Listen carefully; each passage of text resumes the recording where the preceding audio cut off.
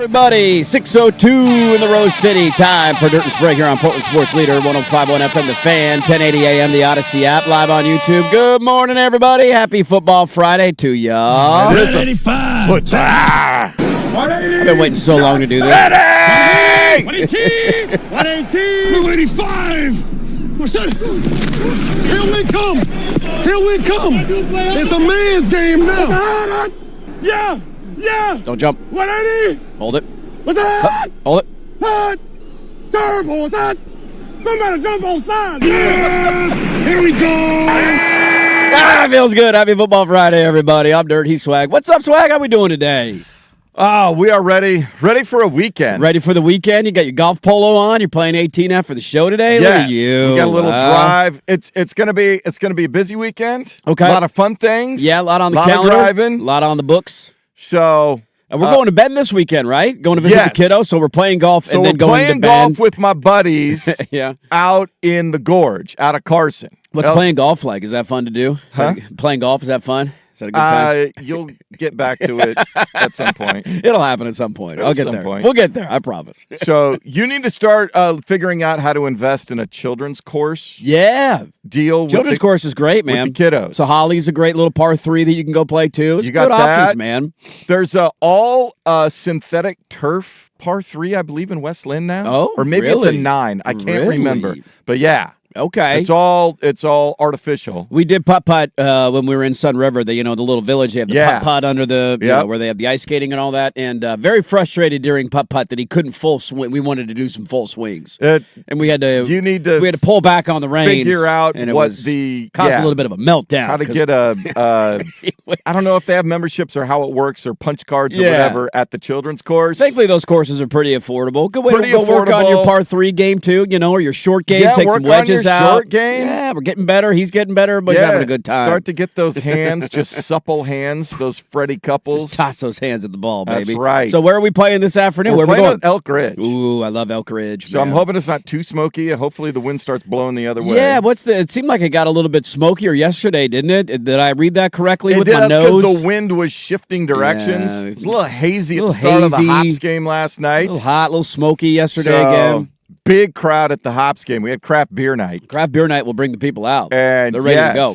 We were getting You know what they were? They were ready. Give me an IPA. Fortunately, the Hops were not ready. Well, they took the first 2 of the week against the league-leading Eugene Emeralds. The Eugene M's are in first place, huh? And Eugene came. There must have been a little chit-chat in the clubhouse last night. And 3 off the bat in the first. Right out of the gate. This is what we're doing tonight. Okay, all right. Going to be one of those kind of nights. So, everybody, load up another beer. So, strange week, so it's 3-3. Usually it's six games Tuesday through Sunday. Right. But there's some weird stuff with our closest opponent in Eugene. So they loaded up the bus, so they got 3 in Eugene over the weekend. So you got the weekend off. We're playing golf at Elk Ridge. Playing golf today. Then tomorrow morning we head to Bend. See Junior. See the kiddo. And then we're going to a concert at the amphitheater. Really? Who are we seeing? In the OAR. My band. OAR. The 3 Decades Tour. I love it. With Gavin DeGraw and Lisa Loeb.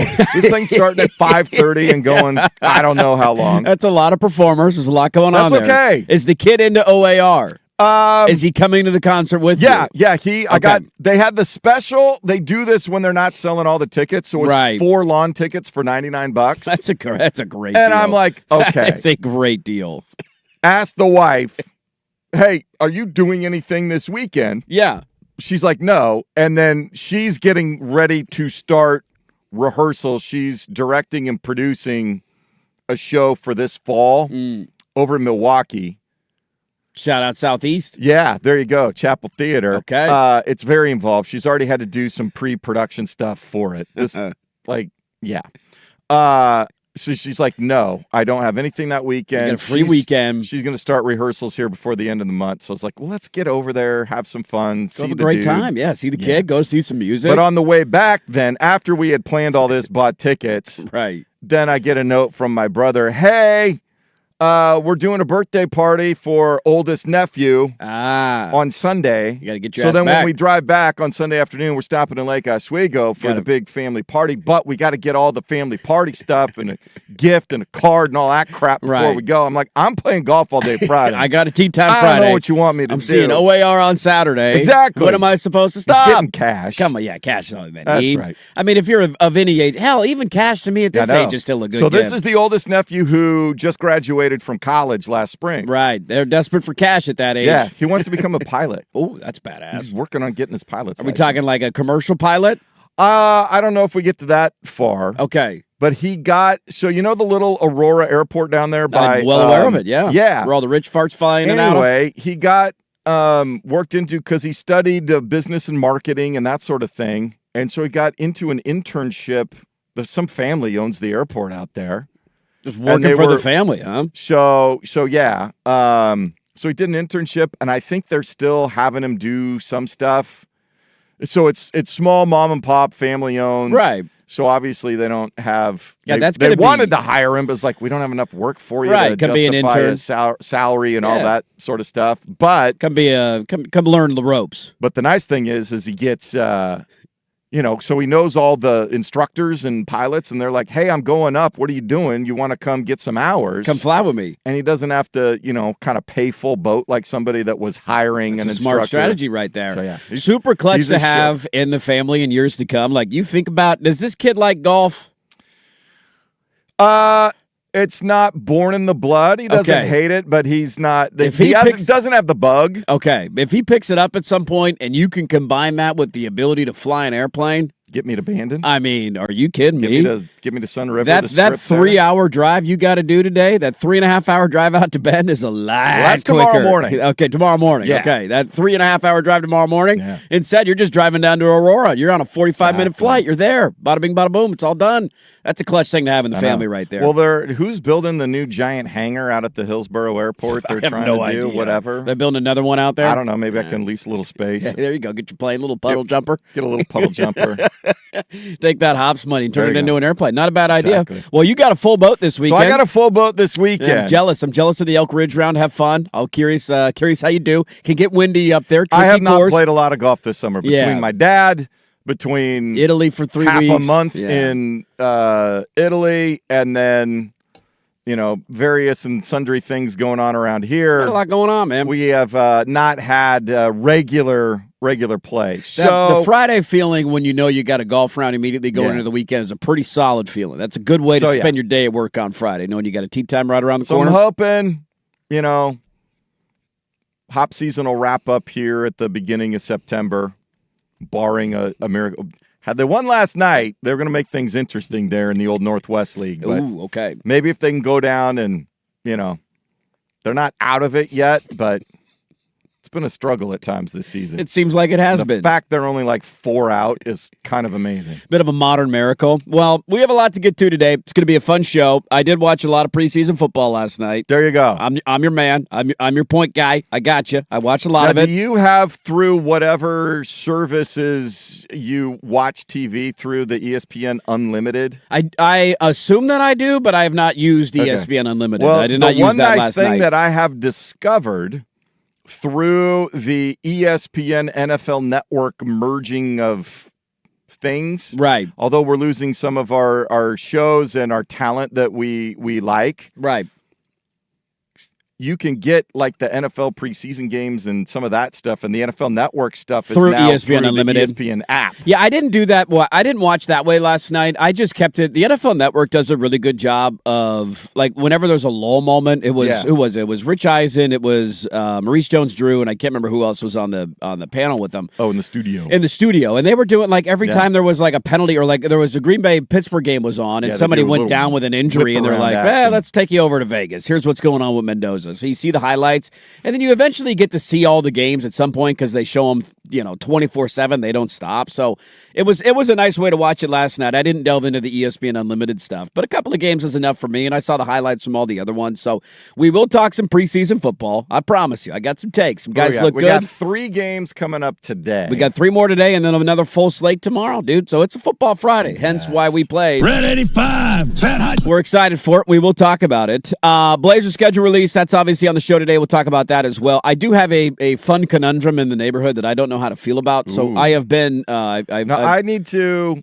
I have not ever been invited over to Casa de Dirt. Casa de Dirt. Not many people have been yet. It's I small. am There's not a lot to familiar. I know kind of the area you speak of, but I'm not familiar with your specific neighborhood. Sure. I'm down in the Selwood, Westmoreland area. And anybody who lives around the area knows and can tell you for a long time that skunks have been a massive problem in that neighborhood. Yes. Like there's just something about, I don't know if it's the Oaks Park waterway. I don't know where the hell they're coming from.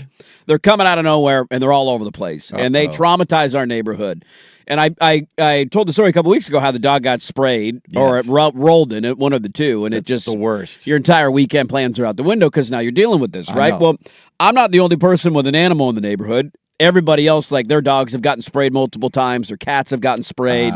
These things legitimately terrorize the neighborhood. Now, is there a neighborhood association? There is not, but there is. I know there's not in that area. Probably not HOAs. No, God, no. But there's let's stand in the middle of the street and have a cocktail and talk about this. That's our association kind of thing. Like what are we going to do? You are technically in the city of Portland. We are absolutely in the city of Portland. Sometimes there are city neighborhood associations. Yeah, there maybe is one for our neighborhood, and I'm not aware of it. Tackle some of these issues that affect. Ain't nobody tackling the issue of the skunks in the neighborhood. Nobody would want to tackle a skunk. Exactly, right? There was a story I heard from a neighbor last summer. I was talking to him, and he said there was a guy that lived behind him. He's across the street from me, who caught like 12 or 15 of these things in his backyard. There you go. And you'd think that's a good amount of skunks. I don't know how he caught them and what the hell he did with them, but evidently he caught them, and they're still all over the neighborhood. There's like a mom that walks around with 6 baby skunks around her, and you could see her in the middle of the day, like just cruising on the sidewalk. Wow. And it's traumatizing. The dog had to go out this morning, and all I'm thinking about is like, please no, please no, please no. It's like it's constantly on your mind, right? It's a mental health thing, Jason Swigart. I'd like peace of mind letting my dog out. Who's your city councilor?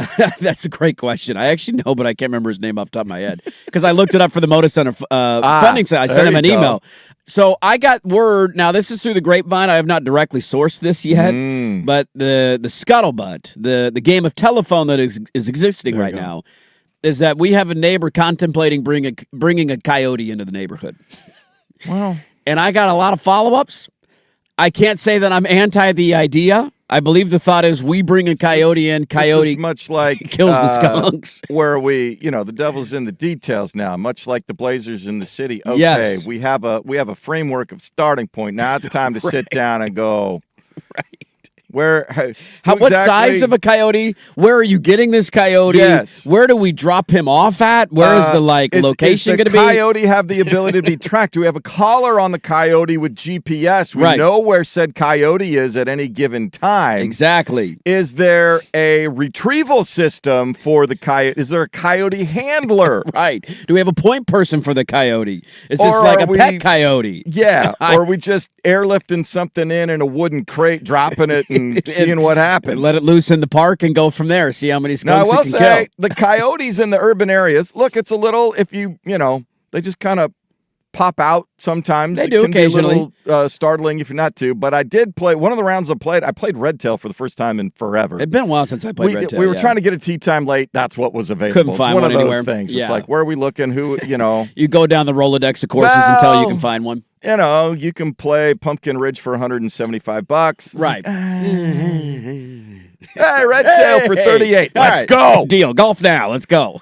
There was a coyote just on the 10th fairway. Just hanging? Just hanging. Just laying down in the fairway. Couldn't care less. Not Didn't threatening. Look like he was, foraging, starving for food. He was just kind of standing there. It was a great sunny day. Right. And eventually kind of, meandered across the fairway and curled up. Just taking a nap. Just like your dog on the porch. I want to go pet him. He sounds cute. Warm, the sun, it's on the deck. This feels good. So we just played right through. You go around them. Play right through. So you're telling me coyotes can be safe? Is that what you're telling me? Based on your personal experience with coyotes? However, if you want them poised for attack on the skunks. That's what we need. We need to be and they need to be riled up in some fashion. Right. Hide the women and children and dogs. We are now at a point where I will still be scared to take my dog out if the coyote happens, but for differing reasons, if that makes sense. I don't know if somebody put something down on the ground, I don't know what, but when I was walking to the truck this morning, there was a young skunk lad just dead in the middle of the road. Now, not usually you would think not run over. I had to do a double take. It's about 10 feet away from my truck, and I had to walk over I think that's a skunk, and it is dead, just chilling in the middle of the road. So we'll see if somebody scoops it up with a shovel by the time I get home and gets it out of there. I didn't smell anything back, so I don't think it got run over. Look, this is going to end up being probably a really bad idea. Yes. But what department of the city, assuming we don't discover there's some sort of local neighborhood association representation that takes matters to the city, but is there a particular department in the city? That is a great question. I do not know. Because the city, it's not like the you feel like city it should of Beaverton or Hillsborough where I just walk down there and it's knock on the door. That department. Right. A little more convoluted in the old city of Portland. I don't know if you're aware of this. Several we got a lot going on. A lot more bureaucracy. A little more red tape you got to get through, right? A few more hurdles. Other pending issues. Right. Got a lot on our plate right now. Okay, we're trying to fund the Moda Center. Burned out, former Mills building that might fall down, and we they're going to demo that thing. I think today or this weekend. Have to knock it over. There's nothing. Yeah. I tried to drive that way the other day leaving work, and I totally spaced that was going on. So, nope, got to go the other way. That's all crossed off. That thing's got to come down. Can't go that way. Somebody said coyotes in the Portland Airport property is quite the sight, so I guess they're running around. I've seen one in the neighborhood playing Eastmoreland one time. I saw one running down the 13th fairway. You'll see them public golf courses. Just kind of popping around. A lot more prevalent. Didn't cause any harm, keep developing property. No issue. I tell you, it's a little, you'd be a little skittish going out for a walk at night, worried you're going to run into a coyote. Yeah, at night it would be a little. I feel like coyotes, if you spook one. Right. I feel like they'd run away, would they not? Most of the time. I don't think a coyote would attack. Depends on if they got a good meal. That's true. Well, hopefully they're eating a lot of skunk, Well, that's the thought process. You go. You bring them in, they got a full belly. Here's skunks all over the place. You can go kill. I feel like I could scare a coyote away. If I'm walking the dog late at night, there's a coyote on the sidewalk, and we're coming head to head. Yeah, I feel like some loud noises. Dude, that coyote's not attacking me. Yeah. I feel fairly safe in that regard. Yeah. Now, letting the dog out on its own when it's dark out, that's when you then create the problem, let alone neighborhood cats. But I don't have a neighborhood cat. I imagine the people with neighborhood cats are going to be very against this idea. But I will keep you up to date if we end up getting the coyote. But I got to talk to the source this weekend and see, is this really something we're going to do? Exactly. Because right now it's just a game of telephone. I feel like I'm in the burbs and I kind of want to sit on my front porch and watch a coyote. I kind of want to figure out what the other solutions could possibly be. Before we get to coyote. Exactly. There's got to be another step that we can try. I don't know. And maybe it has been tried. I don't know. I read that they don't like the smell of urine, so I've been peeing in my backyard. Beautiful. So, we go out and hose it out every once in a while. Do you take Teddy ball game? Do the big daddy thing? We pull the pants down and just pee along the fence line. What's your name? He'll ride it on the... Whatever it takes, man. Whatever it takes. I will keep you apprised of our coyote skunk battle that will be going on in my neighborhood in the weeks to come. Hopefully those bastards are out of there. We have a lot to get to. It is a football Friday. We will talk about last night's preseason games. We'll talk a little bit about this weekend and tonight's preseason games because we've got more to come after last night. Blazer schedules release. I feel like we pissed somebody off. Feels like that's the sense I'm getting. Somebody at the league office was not happy with us, and we were punished by the basketball gods. Some great schedule release videos happened, so we'll have some of that fun with audio for you. We had the Field of Dreams game last night. I don't know if people watched, but it was on Netflix. So we'll talk a little bit about that. Of course, today we are off and running. It is a Friday. Let's get into a couple of notes out of the National Football League, including a signing that happened that we talked about yesterday, and then a prop bet that's kind of funny to think about, and the player seems like a good candidate. That's where we will begin our Football Friday. Thanks for being with us. Dirt and Sprague here, Portland Sports Leader, 105.1 FM The Fan.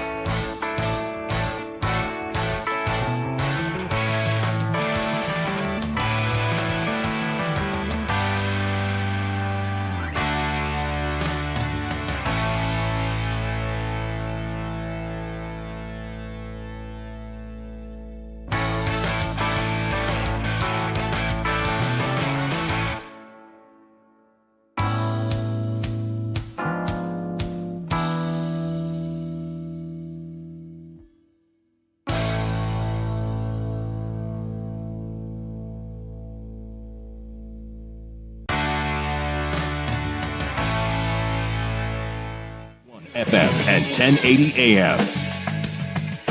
Brought to you by A&E Plumbing, Heating, and Air, serving Portland, Southwest Washington, and the Gorge. Online at aneheatingandcooling.com. It's hard to stop a train. First on the Fan, Trailblazers set to appear on national TV 11 times in the upcoming season. They open at home with the Phoenix Suns Wednesday, October 21st, but then play 6 of their next 7 and 12 of their first 17 games away from Moda Center. Timbers giving new manager Marty Cifuentes a victory in his debut. A couple of late second-half goals, earning them a 3-1 result over Tijuana. Unfortunately, not enough to get into the knockout round for the League's Cup, despite scoring the most goals of any MLS team in their 3 games. The MLS schedule resumes for Portland this Sunday at Chicago Fire. The Portland Fire are on the road tonight in Seattle facing the Storm, trying to complete a season sweep. They won the first 3 against their Northwest rival this season. 7 o'clock tip on 910 ESPN Portland. Pregame 6:45. Seattle 2.5-point favorites.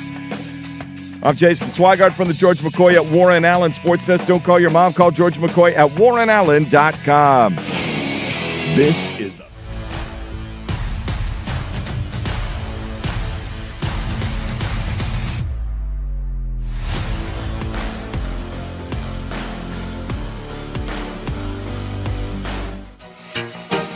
All right, welcome back in. Appreciate the feedback on the coyotes, guys. Appreciate it. Harley said, I'd be way more scared of a skunk than a coyote. Any average house dog would mess up a coyote. Appreciate that. Another one said, similar thing, your lab's bigger than a coyote. You have to worry when there's multiple. That's when they can take down a dog. That connects to another point. One listener at the fan text on our P1 said, I lived in Selwood, Westmoreland for years. Not anymore. I think it's because too many people have outdoor cats and feed them, so skunks and raccoons just eat well. So many feral cats around the area, too. Also, how is one coyote going to take down the skunks? Wouldn't you need a pack of coyotes to put it in? I don't know. I don't know the answer to that. Maybe the pack of coyotes is the plan, and I just got word that we're only going to have one. I do know that the cats and the food outside and all that, that is a huge thing. Also had a listener on Twitter say the orange peels and cayenne pepper can do it. We've done the orange peels too, man. Now, I haven't seen one in the backyard since old Bubba got sprayed. So maybe the meat taking peas and the orange peels getting the job done, but I'm still kind of pro coyote. I kind of want to see how this plays out. Let's get these bad boys out of here. One other quick tangent before I get to the NFL stuff I want to get to. Just a thought that's lingering from my return from vacation from this past week. The way that the house rental companies are able to take advantage of you in terms of how expensive it is. You can't check in until 4 p.m. or whatever the day you get, but I'm paying for a full day, but I can't check in till 4 o'clock. You're paying for the night. Yeah, it's per night. The hell out of here. Give me a full day. And then half of the time when you're leaving, it's like you need to start a load of laundry. You need to take the garbage and dump this out. And it's like, wait a minute. Now that I'm cleaning the place up while I'm here, I can't get in till halfway through the first day anyways. And you're paying a cleaning fee. And I'm paying, what am I paying the clean? I'm cleaning. Exactly. Now, if you want to tell me cleaning the house knocks off the cleaning fee, by all means, put the sheets on the washing machine, all that, right? The other thought that I had that I feel like we should get to a place where this is something that is accessible information. How big of a deal for you is it when you rent a place, the firmness or softness of the bed? Can you sleep in any circumstance, hard bed, soft bed, or are you better sleeping in one or the other? I'll usually adapt unless it's... What do you have at home? Are you a firm guy, medium guy? More firm. Okay. So we do have a little kind of pillow top, more than a mattress pad. Right. The little extra pad on top. Yeah. So there's a little memory foam thing on top of the bed. You got a little double pad action. But yeah, more firm than soft. If you're too soft, then I feel like if I try to turn over, you have a hard time doing it. And yeah. Right? Exactly. I'm glad you bring that up because I also am a firm guy. I love it firm. Don't pull that. And it's just easier to move around. I got a wife who is 7 months pregnant right now, okay? Rolling over in bed's not a very simple thing for her to do. Process. It's a very big process. We get to the rental for the weekend in Sun River, and it was a great place, good house, had a hot tub, no issues with that, close to the park, right? No issues with any of that. The bed softness was egregious, and it was way too over the top, to the point where, as you're pointing out, you lay in there, and you sink in. You can't, I mean, I'm not kidding. You'd lay down, and I'd feel like I'd sink down a foot. Oh. And I'm having a hard time. I can't sleep on mattresses like that because you just get uncomfortable. Then you roll over, and you can't really roll over. And then you try to get out of bed, and it's you're hard to your get out of bed. Yes, it's a whole thing. And for the amount of money that they charge for rental places, I feel like we should get to the point as the consumer where we should be able to know the firmness or the softness of the bed. Exactly. You should have to declare that when I'm looking at your VRBO or whatever I'm renting through, your Airbnb. There should be it's a firm, it's a medium, or it's a soft bed. Exactly. Because that would, I think, dictate the way I rent places. And I think we deserve that information as consumers who spend a lot of money on rentals. Final rant of the day. There you go. The bed was too soft. Everybody got a bad sleep while we were there. Let me know ahead of time next time. That would be nice. Let's get to a couple of tidbits out of the NFL. Lots to get to on the show today. We will dive in thoroughly to the Blazers schedule coming up here in a little bit.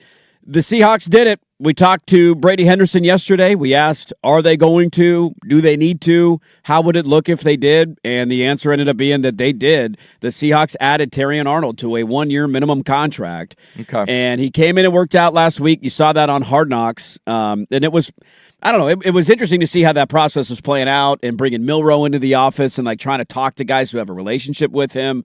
Brady highlighted to us that the quarterback 3 position for Seattle is not necessarily the strongest on the roster, on paper at least right now, and so they felt like this could be a guy that could help them in the long run.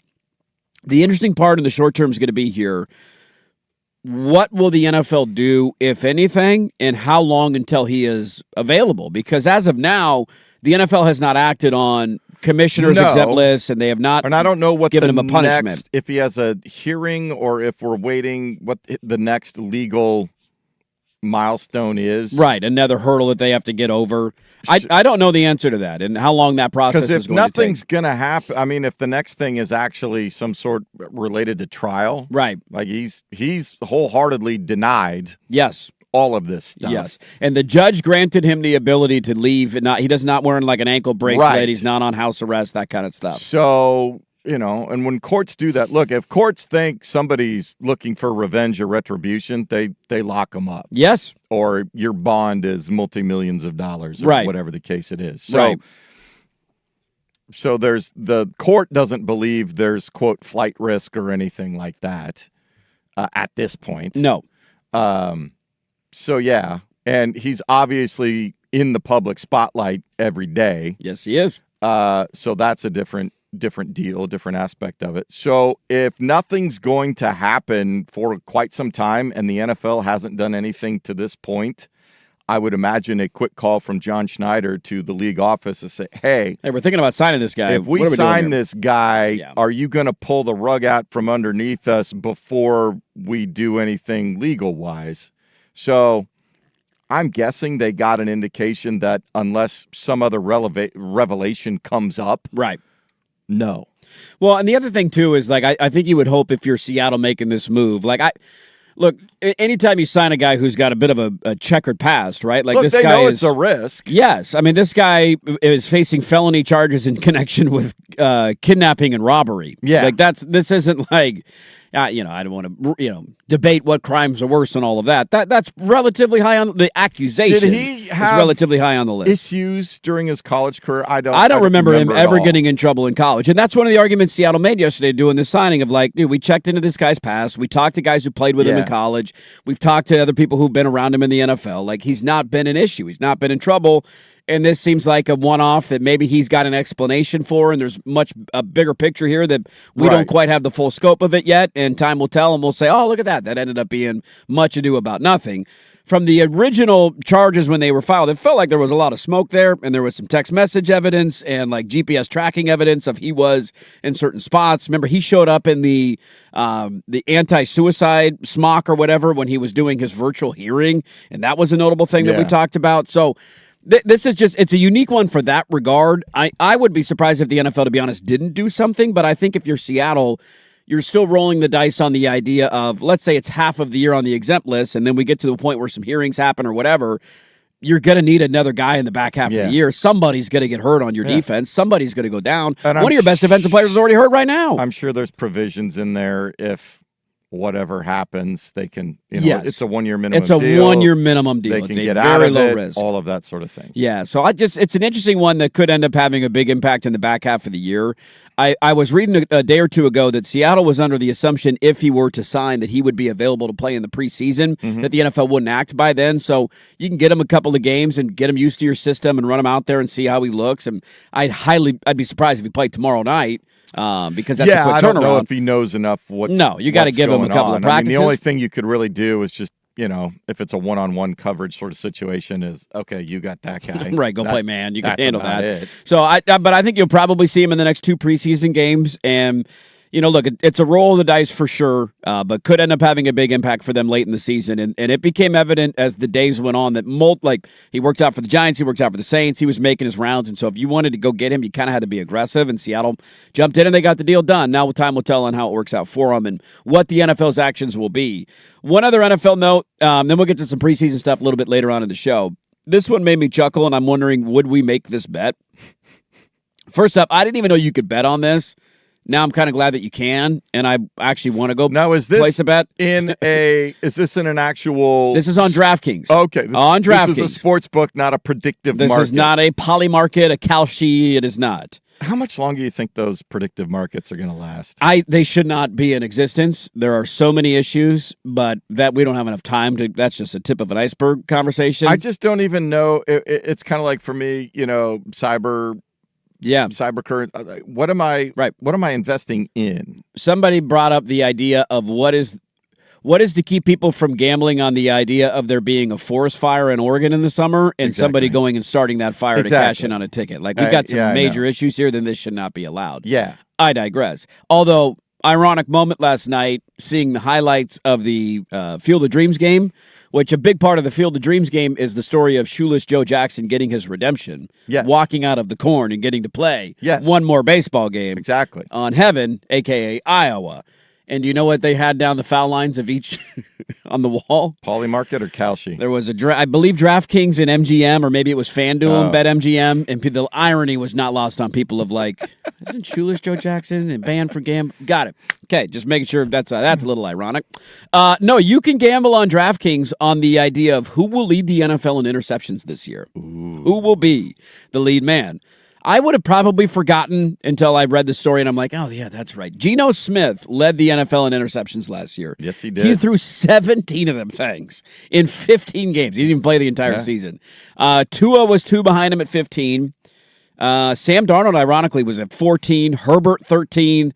Trevor Lawrence, 12. J.J. McCarthy, 12. He probably won't do it this year, unfortunately. He could have been our king this year. Could have been the king. Could have been our guy. He's not going to win that job. And bettors are going with, this is where the odds are interesting. Like, these are juicy odds. Right now, the favorite to lead the NFL in interceptions is Geno Smith again with the Jets. Right. Not a bad bet. Plus 950 are the odds that you can get on that. Yeah, this is tough because if you come out of the gates giving it to the other team, you might get benched at some point. Not a likelihood you're going to see many more starts. Right. The Raiders gave him a bit of a contract, and so they were going to have to kind of run. The Jets are just taking a flyer, and they suck. And so then there's the opposite thinking of, okay, who, Lamar Jackson or Josh Allen, who's got to do it all by themselves but has total license. It doesn't matter if they throw 2 or 3 picks in a couple of games. Yeah. They're not coming out of the lineup. There's that thinking as well. Because there's what about Patty Mahomes coming back now? He threw 11 last year. But that's not 17, but 12 games, 14 games? He played 14 games. He threw 11 interceptions. Herbert was up there, 16 games, 13 picks, right? He was 4th in the league in picks. Sam Darnold, as I mentioned, was in the conversation. Now, I would take Herbert out because, 1, he's going to have better tutelage. 2, I don't think he's going to be asked to throw the ball as much this year. You would hope the offensive line's a little bit better and you can run the ball a little bit more. And he will not be their leading rusher next year. Because if he's your leading rusher again, you got some issues in L.A. Let's see. Where else would then you would turn your attention to teams that are crappy and going to be behind and have to throw the ball. Yes. Lots to come back. My guess would be also guys that are playing for contracts. Yes. Baker Mayfield. Baker's known to force the ball a little bit. What are Baker's odds? That is a great question. Let me see if I can. I just saw on the article it said, as I close out my tab, that was really stupid, that it said that Geno was the favorite. Let me see if I can find the rest of the odds and see where everybody else is at. I think because Baker's going to want to make it happen. He's playing for a contract. Yes, he is. And I don't know who's behind. I don't even know who the backup is. That is anymore. That is a great question. Because it's a significant. There's nobody. Is Kyle Trask still there? Maybe. There's nobody pressing him. He is their number one quarterback. So barring getting beat up, Baker's a pretty solid one. It's interesting too that the two guys that I would also think about betting, but I don't know if they're going to get enough snaps for the two guys in Cleveland. I would consider game. I don't know what's going on there, and I can't bank on any one of them, for week to week being. I have no idea what Monken's doing. I don't think Monken knows what Monken's doing. He has no idea what he's doing. I don't know why he took that job. I mean, I know it's a head coaching job, and you've never been a head coach. You're older in life, and this is the last chance at it. And let's take a flyer on it. Bless him.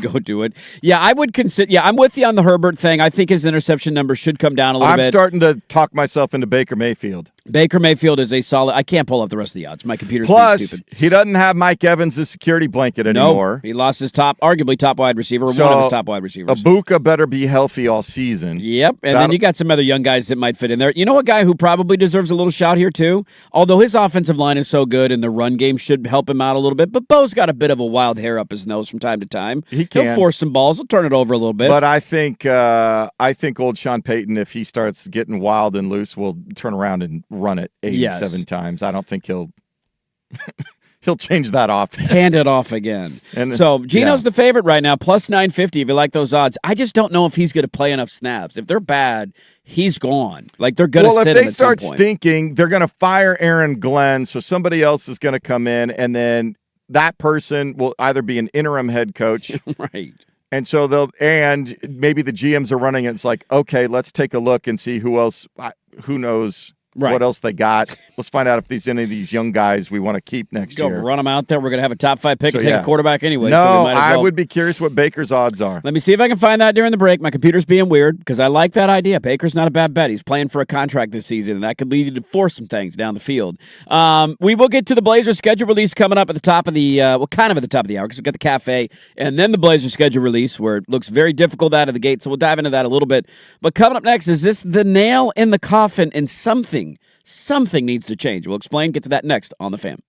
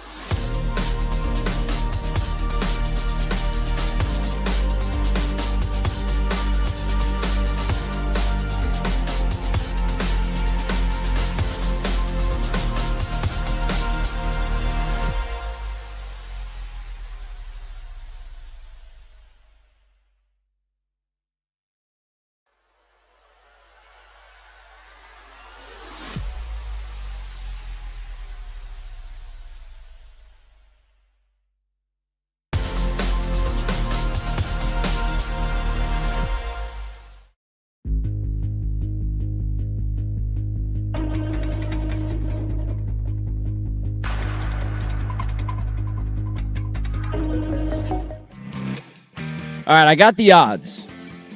Finally found them. Okay. Computer's cooperating. I think I might look at more our buddy Ken Barkley. Yeah. He tends to dabble in the awards, the futures more than game-to-game spreads and that sort of thing. Yes, he likes the big future bets.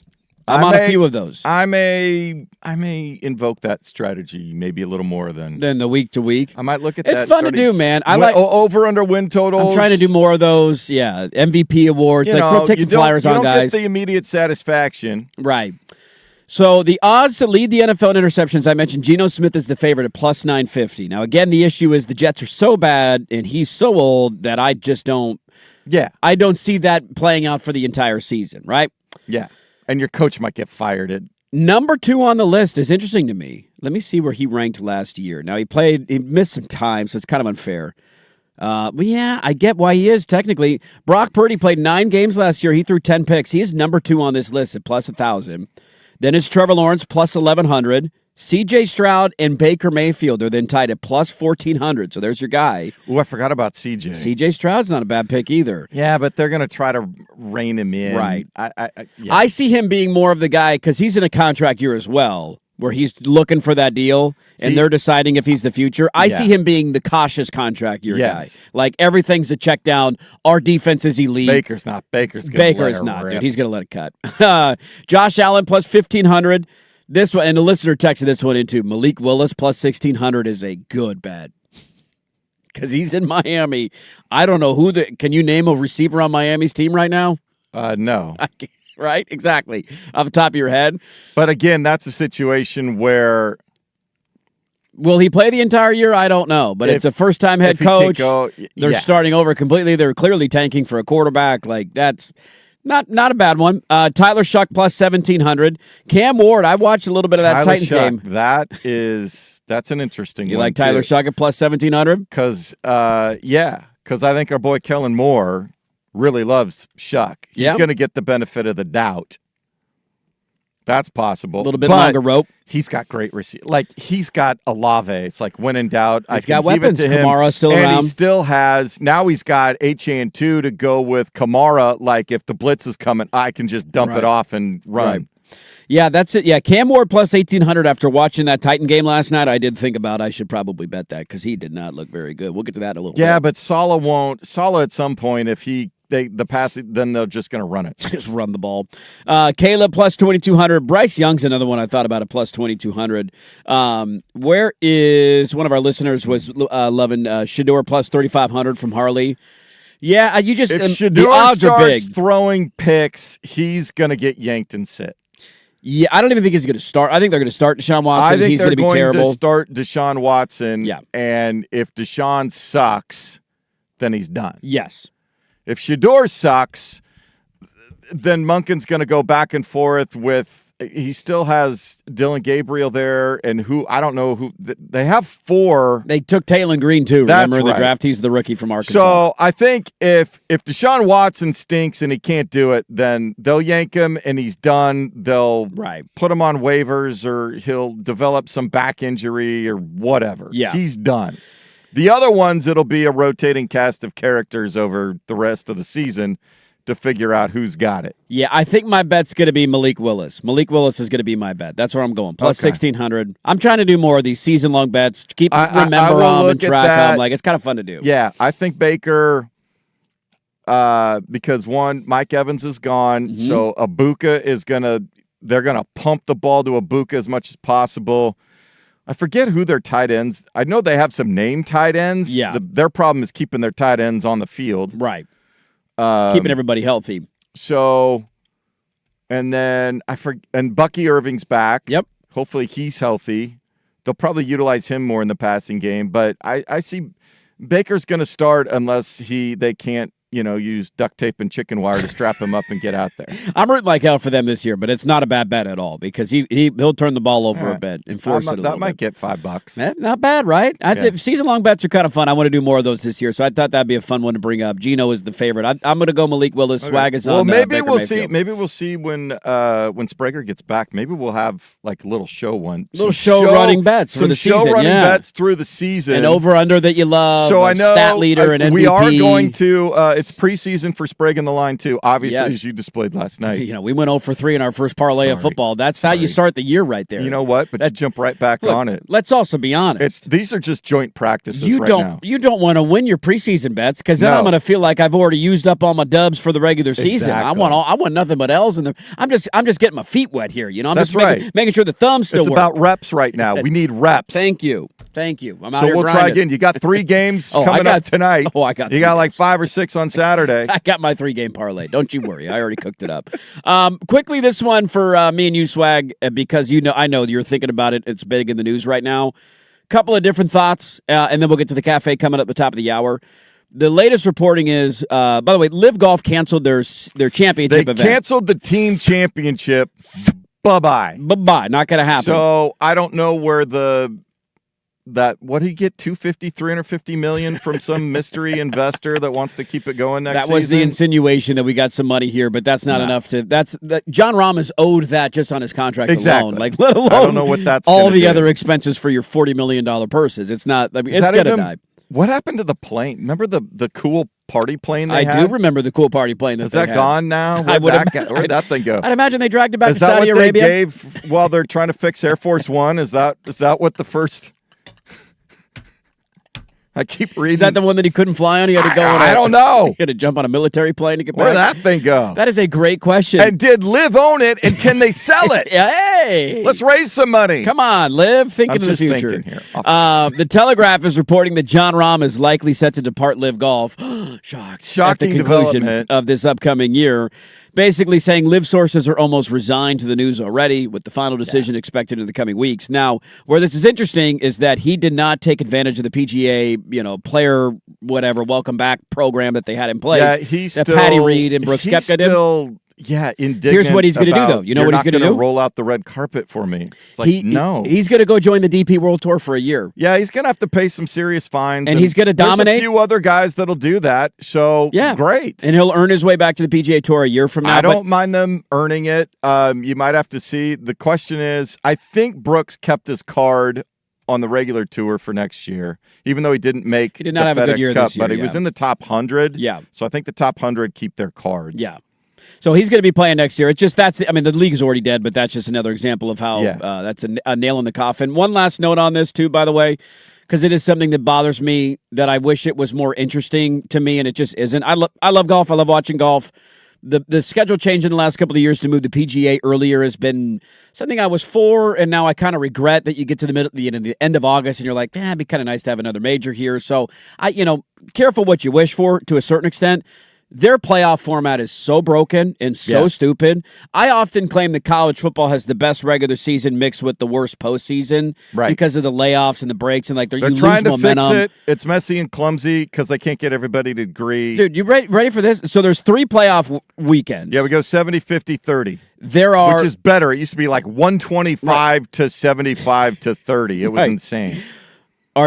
So 50 players will make the second round of the playoffs. Right, we'll drop 20 this week. Do you know how many are already guaranteed a spot? Probably 40 or 45 based 42. On the point system. 42 of the 50 are already they didn't even need to literally show up. Exactly. And they're already guaranteed. So there's technically 8 spots available in the first round of your playoffs. And it just Well, that's why you have a $20 or $25 million purse. So. I get it. There's big financials involved, but that doesn't when you go into a tournament, you're telling me this is the end of your season, this is your playoffs, and 42 of the guys have already guaranteed to make the next round. Yeah. Why am I watching? I don't know. It's golf's on my TV. That's nice. But Jordan Spieth, after he played great yesterday. He played great. There got to be a way to rethink that and fix the end of your calendar year, because right now it seems very irrelevant. The last week will be interesting depending on who has a chance to win the tour championship and all that. But the next 2 weeks, there's already of the 30-player final tournament too. There's already a huge chunk of them that are already guaranteed to be in there because of what they've done on the season. Yeah. And you just got to come.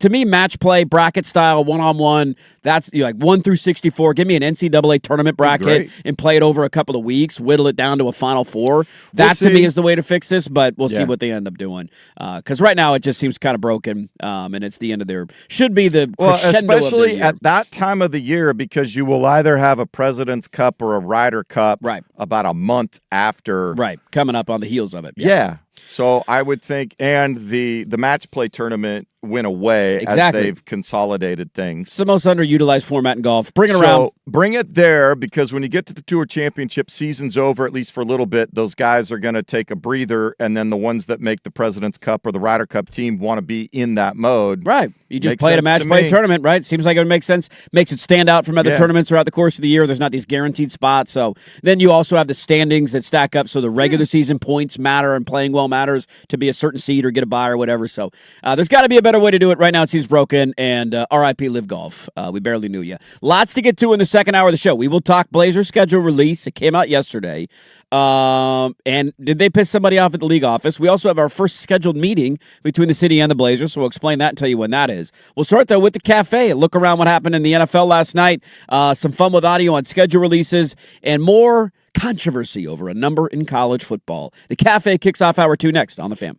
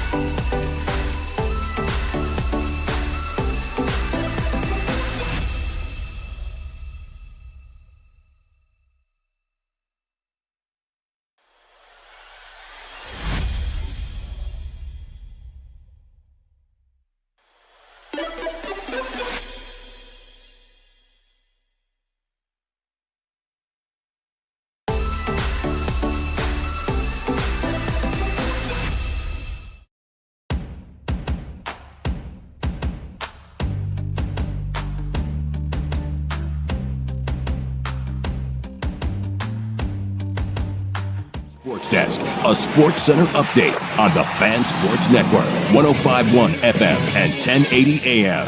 First on the Fan, as the brass of the Trail Blazers and the city of Portland get set to sit down, try to haggle out a new lease. The schedule for next season was released. Portland will appear on national TV 11 times. But the start of the schedule, pretty daunting. 12 of their first 17 games will be away from Moda Center. They do open at home Wednesday, October 21st against the Phoenix Suns. Portland Fire on the road tonight in Seattle, taking on a Storm squad that they have beaten 3 previous times this season. Tip at 7 o'clock on 910 ESPN. Portland pregame 6:45. Seattle, though, 2.5-point favorites. Round 2 of the FedEx St. Jude Championship, the first of the 3 FedEx Cup playoff events on the PGA Tour. Sungjae Im has grabbed the lead. He's 4 under through 7 today, 8 under overall, 2 shots clear of Jake Knapp. 5 players were tied with 565s after round 1, including Jordan Spieth. I'm Jason Swigart from the George McCoy at Warren Allen Sports Desk. Don't call your mom, call George McCoy at warrenallen.com. This is the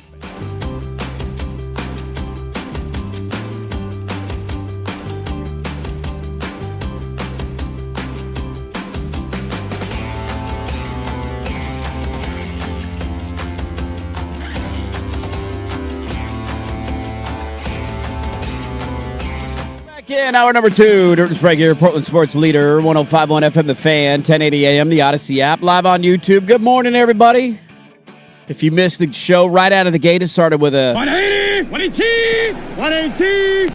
Because it is a football Friday. We got a little different energy right now. It's starting. There's a pep in my step. It's starting to percolate. I have not pepped my step like this in quite some time. It feels fantastic. I don't have to talk about the NBA playoffs anymore. Football season is right around the corner. And brother, let me tell you, as somebody who has a baseball team who was eliminated 6 months ago, I am over the moon excited for the return of football season. Watched a lot of it last night. We will talk about that a little bit later on in the show. We'll have some highlights for you here in a moment in the cafe. And welcome on in, everybody. Hello. Yes. Welcome in. Your table is ready.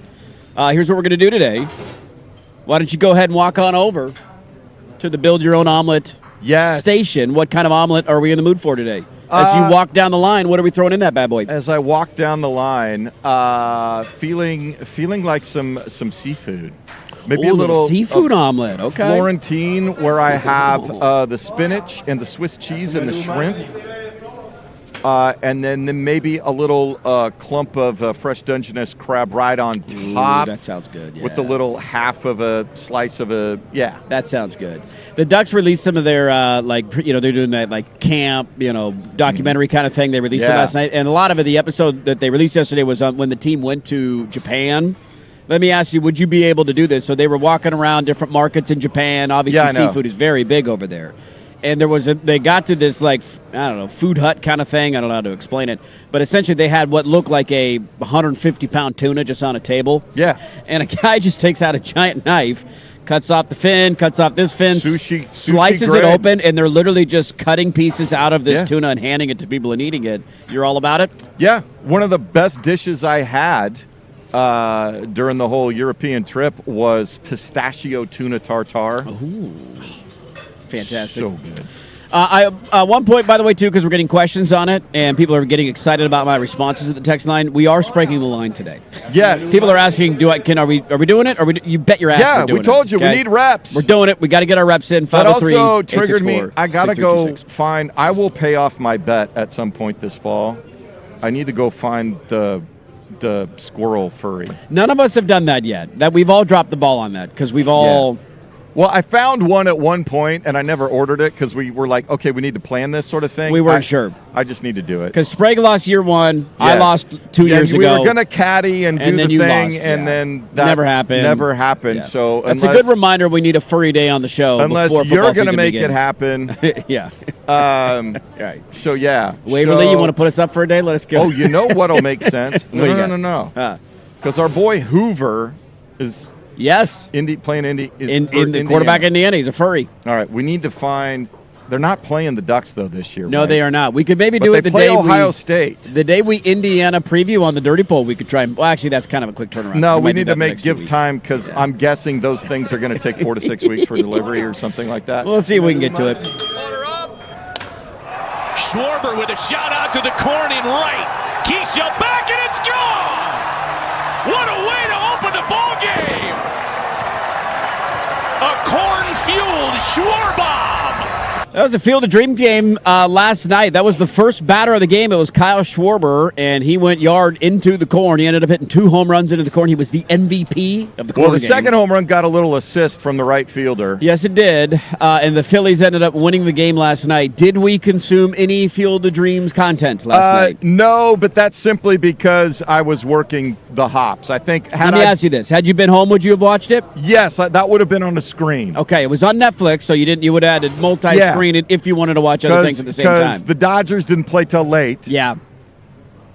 We'll get to that. God, you're miserable. Absolutely miserable. I was fine for 8 innings.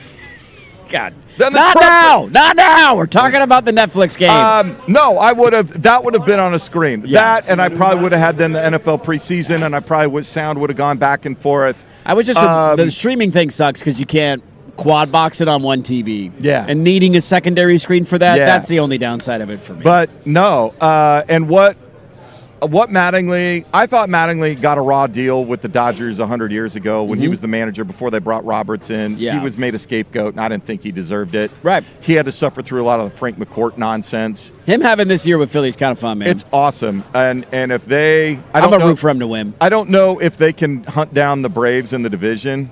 Probably not, but they'll be they're in the mix for a wild card going around. I think he'll be in consideration with Murphy for NL Manager of the Year.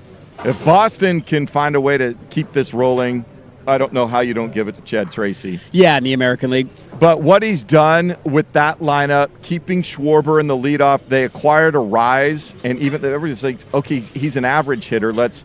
He's got him in the cleanup spot. It's very interesting. Because you have, Harper and Turner and Schwarber. How often are one of those guys on? So he's often coming up with an out or 2 outs in an inning with guys on base. You need a guy with a single. Yeah, get on base. I need a guy to keep the inning going, and it's brilliant. And that offense is going to be a nightmare to deal with in the playoffs. They are easily in the National League. The Brewers would be fun. I shouldn't say easily. The Brewers probably number 2. You know I'm not rooting for your team. I don't want Sprague to win another one. He got one. He's fine. I think I'm rooting. The Phillies 1, Brewers 2 is my rooting interest in the National League because I'm with you on Mattingly. I want Mattingly to win one. He seems like a genuinely good dude. I did not flip over to Netflix to watch it, but I did see a lot of the highlights and scrolled through some of the content. The aesthetics of it is always great. I thought it was ridiculously dumb for them to schedule it the same night that the NFL preseason kicks off, and I don't know what scheduling snafu led to that. Play it 2 weeks ago. Like, what are we doing here?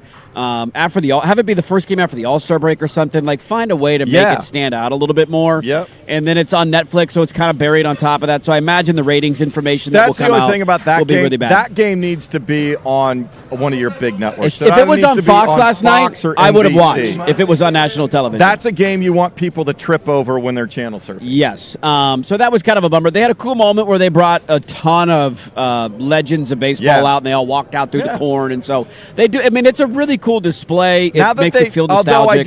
Now that they've made that facility more permanent, and there's infrastructure and stuff that's built up around it, it is taking away a little bit from the nostalgia feel. Yeah, you see the corn when the home runs hit, but other than that, it's much more modern than it was. It's not a little bleacher kind of like it was in year 1. Order up! DJ is in 5.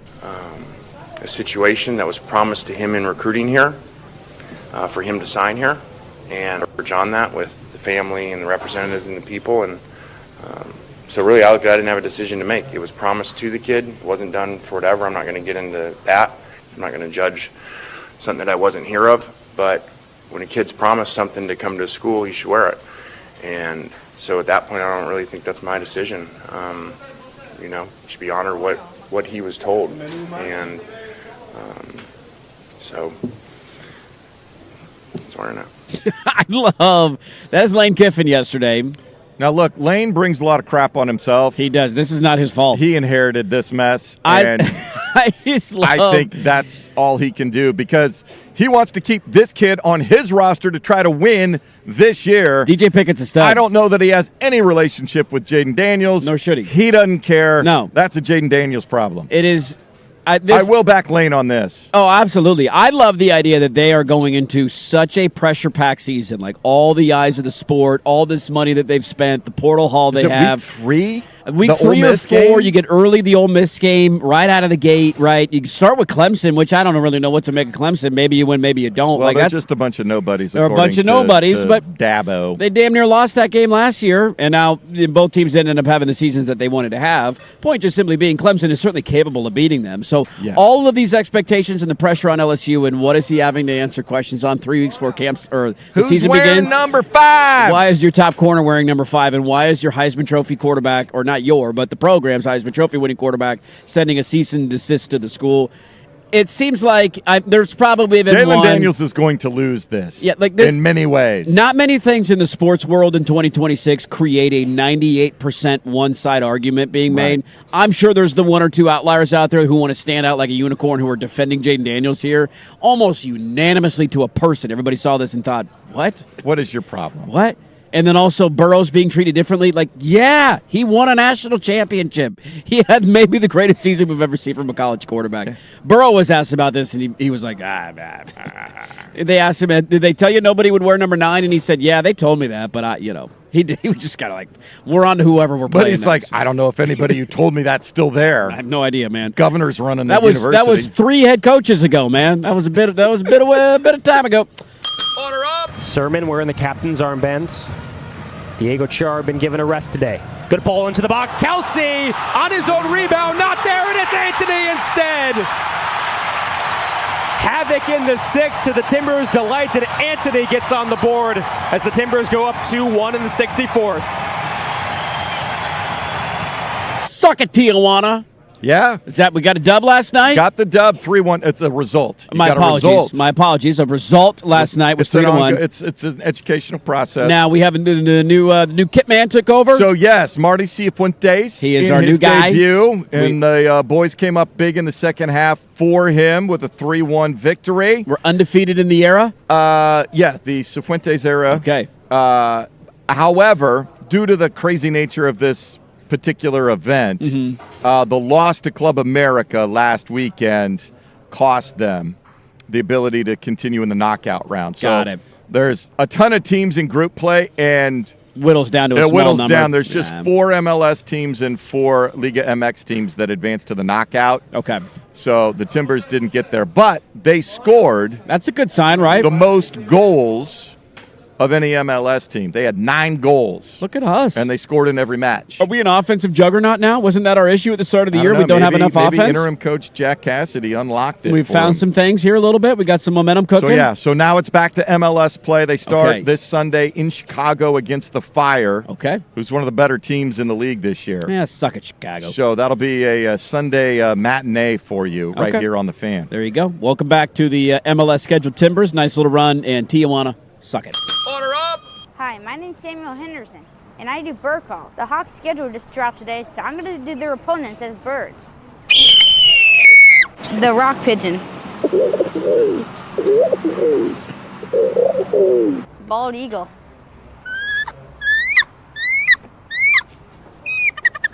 The hurrying gull.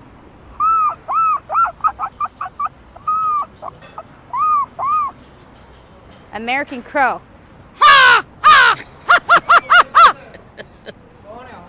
The Canada goose. The American flamingo. The common loon. That's his best one. That's elite right there. The American white pelican. The northern cardinal. And next, the king penguin. Well, thanks for watching. Go Hawks!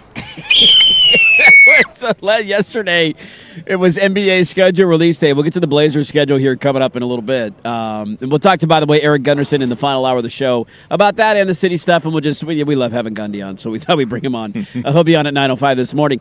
So NBA teams, I don't remember this has always been a thing, but we do this in the NFL with our schedule release videos, and the teams do it with their social media accounts. Yeah, it hasn't become as much of a thing in the NBA, but but I think it will. The difficult thing is, like for the NFL, you only have 17 games. It's a lot easier to do. And you only have 14 opponents because you're playing your division guys twice. So you can... It's easier to do. You can... This one, it's even in the... So this was the Hawks schedule release video, and they were basically having them do a bird for every... And they didn't even do every team, right? Like there wasn't a Portland bird. No. So they just kind of picked and choose. What bird do you do for the Trailblazers? I don't know. What do you do for the Thunder? Would you go to... You'd have to just go to like the city, right? Would you not? Something native to the What bird are we area. most known for? I believe the state bird is a western meadowlark. Okay. That's a Papa Swag. That is a Papa Swag fact right there. The western meadowlark. You are correct. That is our official songbird of the state. Thank you. Chosen by school children in 1927. There you go. What do these kids know? Huh? We didn't have TikTok in 27. We were out bird watching in 27. The osprey is the official state raptor. All right, so we could have done a western meadowlark bird there. So you could have done that. You could have gone that route if you wanted to. The loon, which was for the Minnesota Timberwolves, that was the best one. It's elite, by far. dude. This kid is all over the place, man. That was fantastic. Great call by Atlanta to bring him in. I'm assuming Sprague saw that somewhere and smiled and chuckled while he was I hope so. having a beverage, having his morning Atlanta Hawks, well done. cold brew. I didn't see all the... We'll get to the Blazers in a minute. They did a cool thing as well. Well, the Blazers, it was just Dame draining threes, so the whole trick to that one was it was one take. Yeah. They just put the camera above the rim and he kept going and let him drain, man. Let him you fly. had to like pay attention and look up in the corner to see every time he made one, it flipped to a different team. That was probably the best one though that I saw. The Bird Call Kid. Any Bird Call Kid content out there, I will go find. And let's close up the restaurant this morning. Order up. I apologize. I'm sorry ahead of time. Okay, but it's back, whether you like it or not. Woo! This is our Colts. This is our team. We bleed blue. This is our Colts, whether win or lose. We love them. For the shoe, beat the Pats. Mayday is going down. This is our team. Go Colts! Yay! First off, that is Seth DeFlo Erskines, I believe is how you say his name, our Colts friend who does these videos. Now, was that specific for... Did they play the Pats last night? They played the Pats last night. This is preseason song number one. We're in full gear mode. This is our team. I know. I love the eye black and the headset. First off, I feel like his neigh at the end has gotten stronger. That's a heavy hitting neigh right there. He's got the little tube, I think, that he's got the auto tune the auto tune. He's become an auto tune. That'd be better if it was like the Joe Walsh actual tube you blow into back from the late 70s. Exactly. Give you some of that, as opposed to all digitized. Oh man, look, we're just excited to have football back. Our Colts anthem. We got a Colts P1. They played last night. We will get to Anthony Richardson in a little bit. Do we already have QB controversy in Pittsburgh? We might have QB controversy in Pittsburgh. Uh-oh. Rodgers is looking over his shoulder. What are we doing here? The Colts anthem is back. Preseason football is back. There is your cafe. I hope you enjoyed your build your own omelet this morning. And please leave a tip for your waiter and waitresses, okay? Let's see. Where are we going to go from here? Let's go to who the hell did we piss off, man? That's next on The Fan. Time to open the door to the Blazers. This is the Blazers Report, brought to you by Ponderosa Garage Doors, Portland's repair and installation experts. It's a pretty tough start for the Trailblazers, particularly under a new coach. And so how they get off this season, I think will really define what kind of a year they have. That is our friend Casey Holdall. That's right. On a K2 podcast talking about the Blazers schedule, which we need to talk about because, as Casey highlighted there, first couple of weeks, hold on to your butts, folks. 6 of the first 8 on the road. Hold on to your butts. Season better win the home opener. Don't lose the first one. Blazer Report brought to you by Ponderosa Garage Doors, where they are taking service to new heights. Call Ponderosa today or visit them at ponderosagaragedoors.com. Suk here with the Garage Door Daddy, Ken from Ponderosa.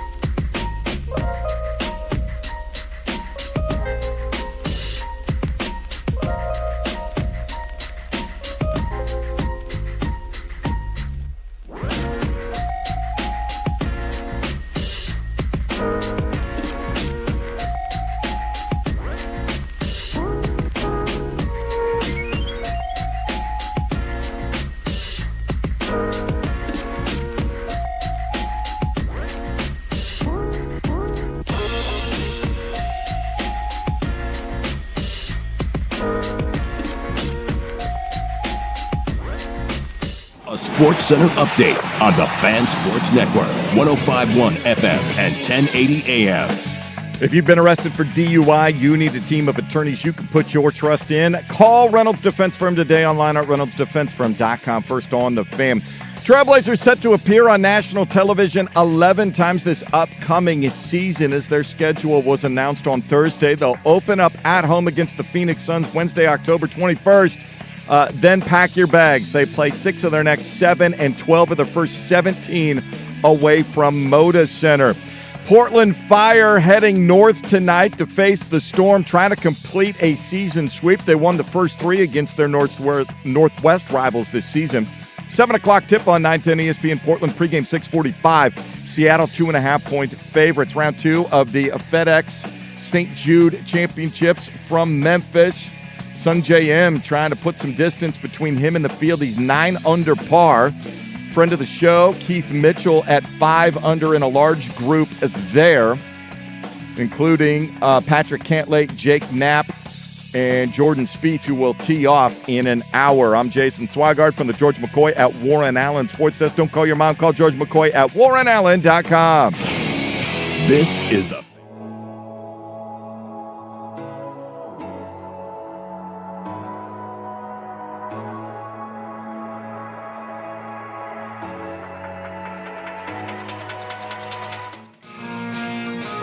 All right, welcome back in. 7:25 on your Football Friday. Hello, everybody. Hope your days are off to a good start. Got a lot to get to in the show. We will dive into our preseason football takeys coming up at the top of the hour. Don't worry, I got them. Quarterback controversies, good players, bad players. The takeaways are here from night one of preseason football. That's how excited we are. We'll get to that coming up. I think there's one universal conclusion we can come to. Okay, we'll see what that is coming up at the top of the hour. Yesterday, though, we mentioned on the show, we knew it was happening, and in the middle of the day, we got the drop, the news drop that is the Portland Trailblazers schedule. Now, everybody in the NBA found out the regular season schedule yesterday, and it's always fun to take a gander at. I do love the idea, and we do this in every sport, right? We do this in the NFL. Well, that's a hard schedule. That's an easy schedule. It's like, well, we don't really know how good or bad teams are going to be. So that's the difficulty of it, because you can look at it and say, oh, my God, this is ridiculously challenging, and then a key player on one of these teams tears their ACL and everything changes and it doesn't become that complicated of a game anymore. Of note, the things that I always look for when a schedule comes out is how often do you play and what are the stretches you have to play the heavy hitters in the league, right? So in the West, mainly Oklahoma City and San Antonio. So where do those games kind of fall on your schedule? And we'll get to that in a moment. The other thing is, and you've been using this in your updates today, Swag, is the number of nationally televised games that you're going to have. They are smack dab in the middle of the league. Kind of where they should be, right? Should be. Playoff team last year. You're John Morant's interesting. Featured, we know, opening week, Christmas Day, MLK Day, those sorts of things. But the rest of it, you should be about halfway through the league in terms of rankings of nationally televised games. So that's ESPN, Prime, and NBC, the different partners that the NBA has. The interesting thing that I did note from their nationally televised games, now, these are also flexible, right? Can't they flex the NBA schedule as the year goes on? Usually, technically, I would say the first half, so before the All-Star break, pretty set. Those aren't going to change unless something weird happens. Right, but in the second half of the year, they can look ahead and say, you deserve more or you deserve less, right? Could go either way. Yeah, the ESPN ones are more likely to be flexed out of than the NBC ones. Yes, agree with you there. Because that 8 p.m., especially the 8 p.m. West Coast late time slot, which they're sticking with. Yes. Why? I don't know. It's a ridiculous idea by NBC. I don't know what's worse. Fox deciding to put big college football games at 9 o'clock in the morning, or NBC thinking that anybody wants to start a basketball game on a Tuesday night at 8 o'clock. Yeah. Both of those are horrendous ideas. I don't know. And whoever decided Now, I will say, we aren't used to this on the West Coast. It is commonplace to get stuff on the East Coast, the East Coast, even not. If I wanted that, I'd move to the East Coast. Exactly. That's the benefit of living on the West Coast, is I can watch everything in a timely manner. Yeah. But what I found interesting about the national television schedule, they have 11 games on national television. I believe, according to my horrible counting, because I'm not good at math, I think 7 of the 11 are home games. Let's see. In my quick scroll through, it seemed like first couple were on the road. And then they go on kind of a long bunch stretch where the majority of the games I felt like were in Portland. So 7 of the 11. 7 of the 11 will be here. That's notable to me because 7 of them are on NBC, the late night ones. The 8 o'clock games, which suck, and they're horrible for us because then you're coming in, the game ends at 11. Now, the other thing, too, is if Portland all of a sudden figures something out and all of the things fall into place and we have multiple guys that can make threes. Wait, we got shooters? Is that what you're telling me? Shooters. We got shooters this year? ESPN could pick up a few of those at the end. They play Houston 3 times in the final 2 weeks of the season. Yes. And that's one of those things, like right now, you look at and say, okay, that's a tough game, but we also don't know what Houston's going to be, or that's that could be a difficult stretch, but we just don't know what they're going to look like next year. So that was an initial takeaway. The other takeaway is just how difficult the run is out of the gate. So you open with Phoenix at home on Wednesday, October 21st. Your first couple of games, Phoenix at Sacramento, Memphis comes to town. You better win those 3. Yes. I think Phoenix is a coin toss. You're at home. It's opening night. You get the benefit of the doubt. Yeah, Memphis should be a winnable game. Sacramento should be a winnable game. That's your jaw revenge game. Your jaw revenge.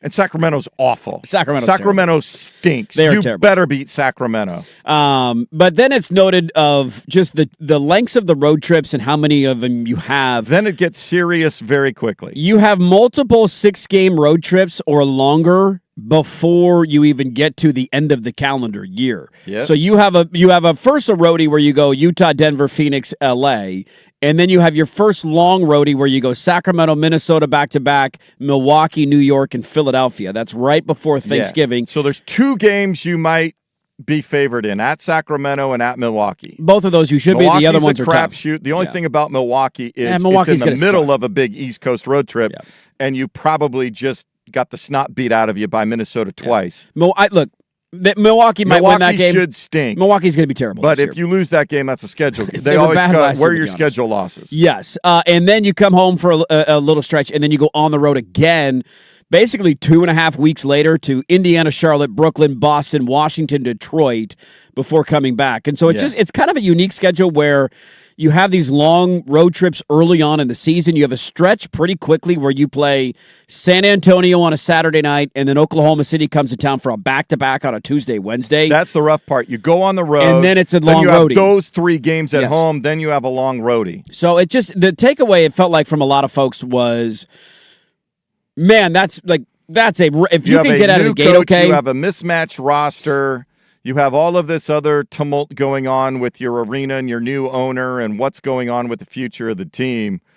Like if Mike and Nora can't figure it out and have a system and something. Yeah. Now you do have veterans, so hopefully they can go from concept to court quicker than if you got a bunch of rookies who need to go work it out for a while. You got some vets there. You got some guys. I mean, the 4-guard lineup thing, right? We joke about it, and it doesn't make any sense. But when you got all these games, jammed into a small schedule window, when dudes' legs are good, and hopefully you're get out and run. All man. You've been doing in the summer in the gym is conditioning and shooting. Yeah.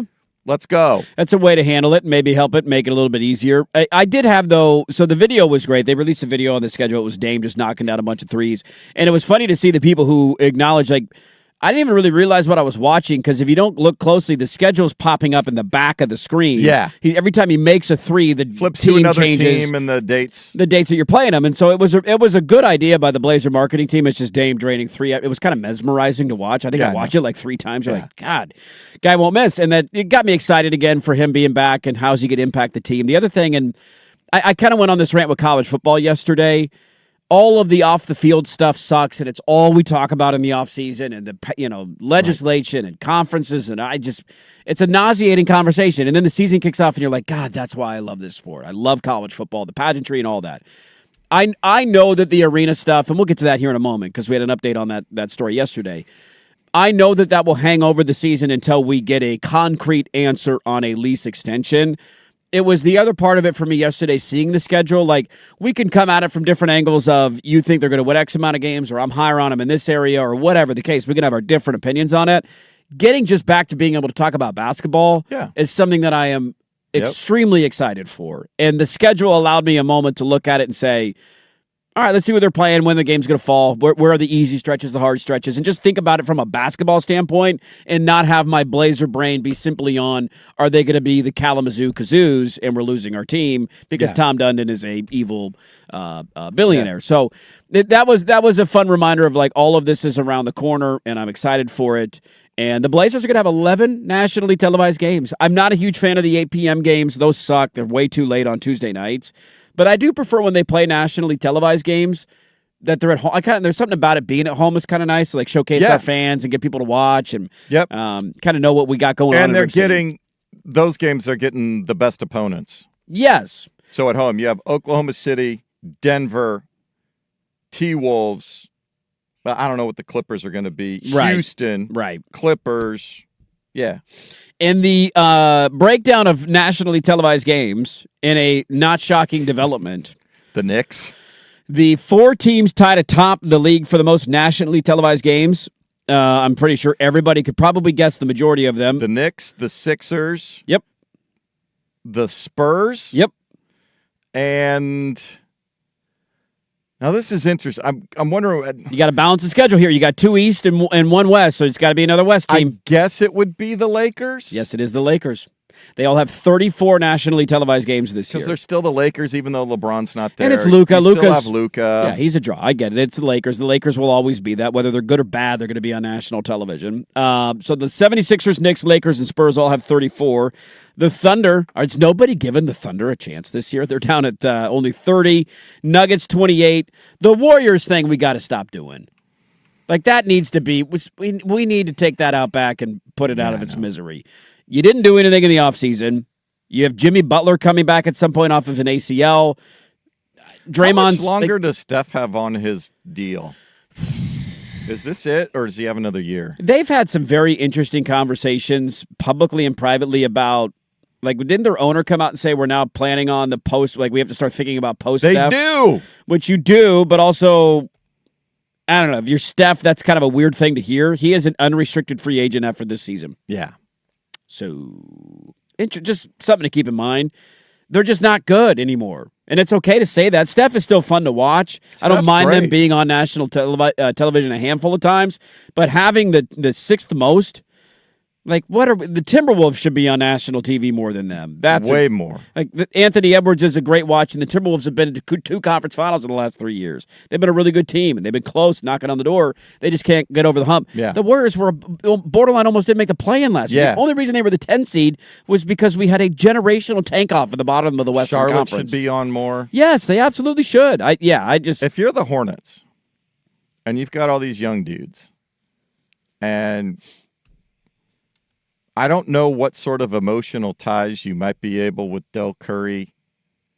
Could you lure Steph home for the last couple years of his Makes sense. deal? I'd try it if I were them. Put us over the top. To that point, do you know how many teams have fewer nationally televised games than the Charlotte Hornets, who, by the way, were a playoff team last year? I would think. Play-in or playoff? Did they make the playoffs? They made the playoffs, right? They made the playoffs. Yeah, they won the play-in, didn't they? They beat Miami. Yeah. Sacramento. The Kings. No, the Kings have more than them. Are you kidding? Not kidding. It must be fodder for other teams then. I don't get it. You brought up the Hornets, and I was shocked. The Wizards? At where they showed up. No, the Wizards are going to get more. The Wizards are tied with the Hornets. Tied. Who else is god-awful? New Orleans. Nope, New Orleans has more. Oh, my God. What are you doing, NBA? I'm genuinely shocked by this. I scrolled down to the bottom of the list. There are only 3 teams in the NBA who have fewer nationally televised games than the Charlotte Hornets this year. Now, Toronto, but they might have national. Toronto's more. They have 7. The Hornets only have 6 nationally televised games on their schedule. That's criminal. Which is just, some people probably don't care about it. They trade a ball, whatever, but it's just unique to me. Bulls, 3. The Nets, 2. Yeah, Brooklyn's. And the Bucks, 2. Those are the only teams in the NBA. You want to talk about the team that's fallen off the cliff, Milwaukee. Yes. Nobody wants to watch Milwaukee. No, nor will they want to for years to come. It was nice to know you. See you later. You got a championship out of it. I wouldn't be crying over spilt milk. The Jazz are also tied at 6. The Wizards and the Hornets, they all have 6. That is tied for 4th. The Jazz, don't go to sleep on the Jazz. Yeah, now, they're going to be one of those teams. They were seriously tanking last year, but they had injuries and whatever. Now they're going to put it all together. They're not going to be as bad. Phoenix will be an interesting group. They still have Devin Booker. So who knows what to expect from them.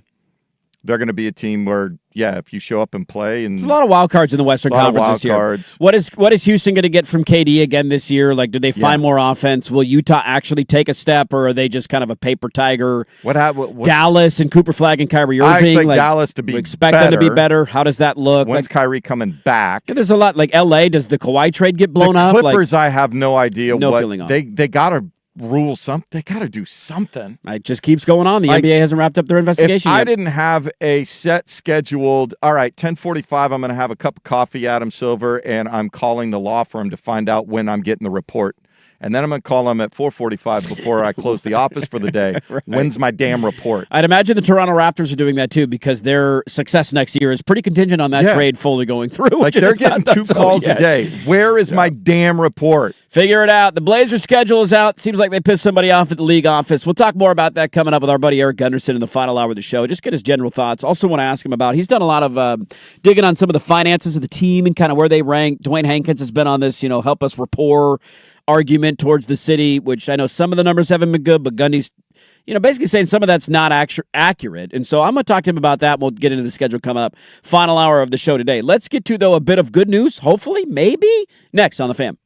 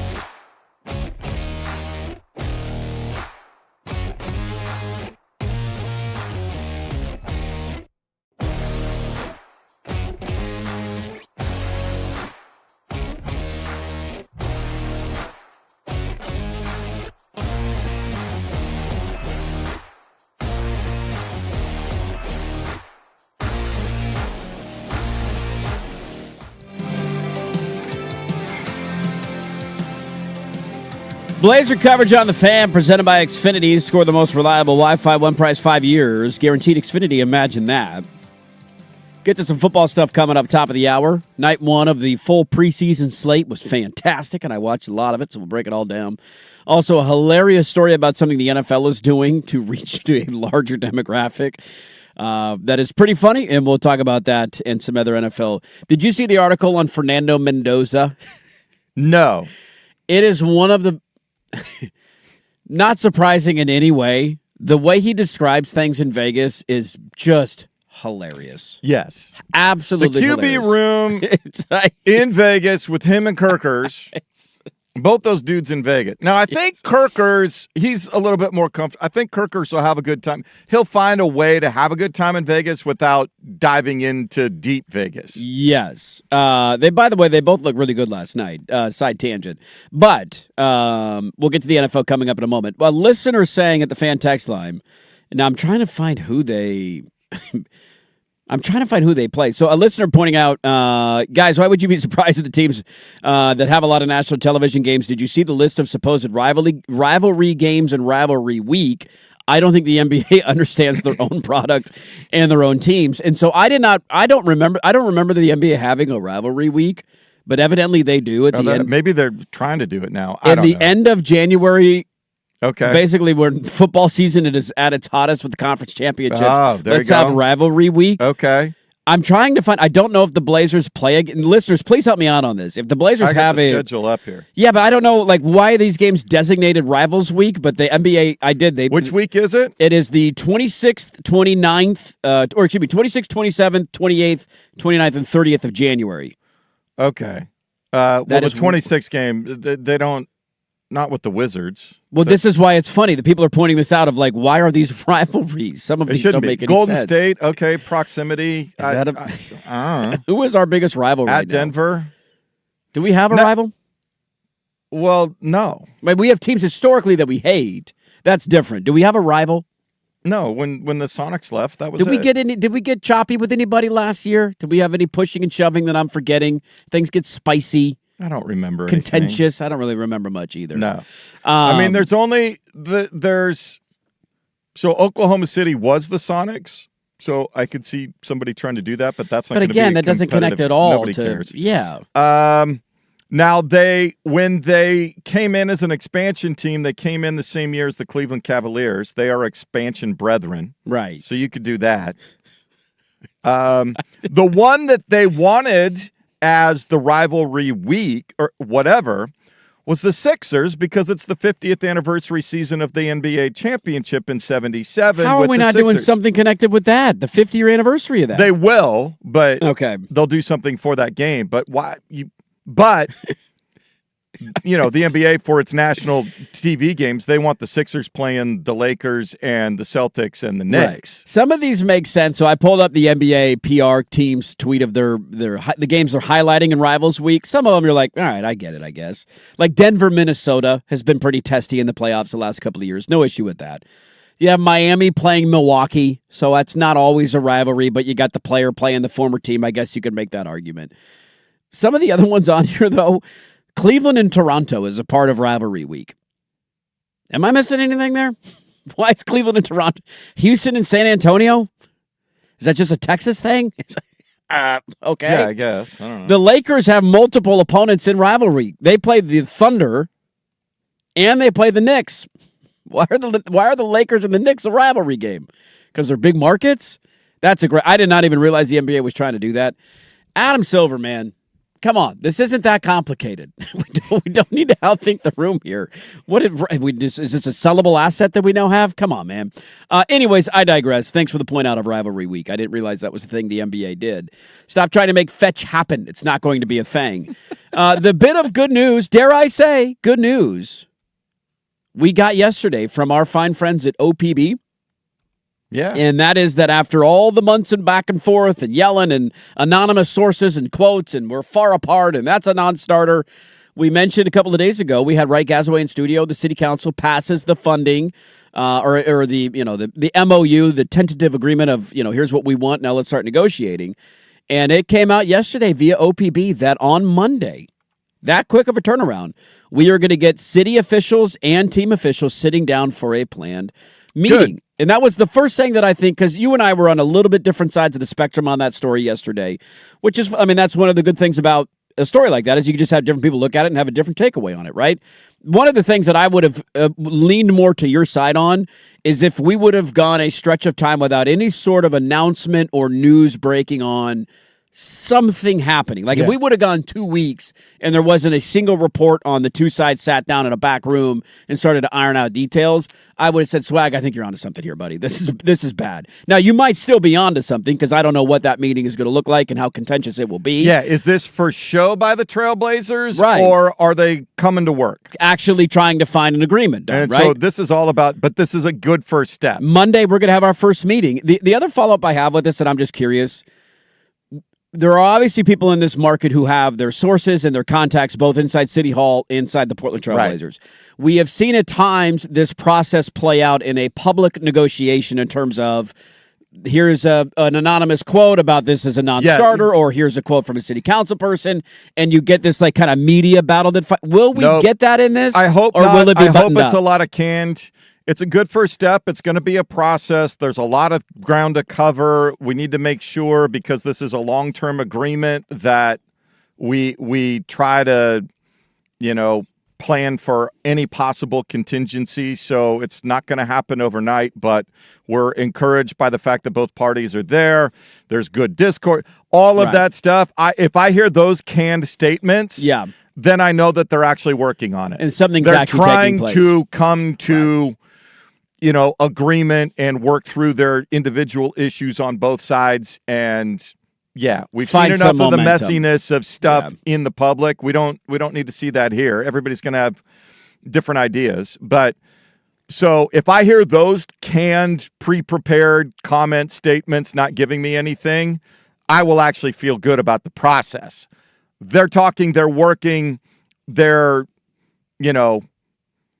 everything is respectful in the room. Yes. Nobody's drawn a line in the sand yet. This is not being done for social media clicks and highlights in an article. If you start getting little leaks here and there, that means one side's not happy, and they're trying to let you know without letting you know that get prepared.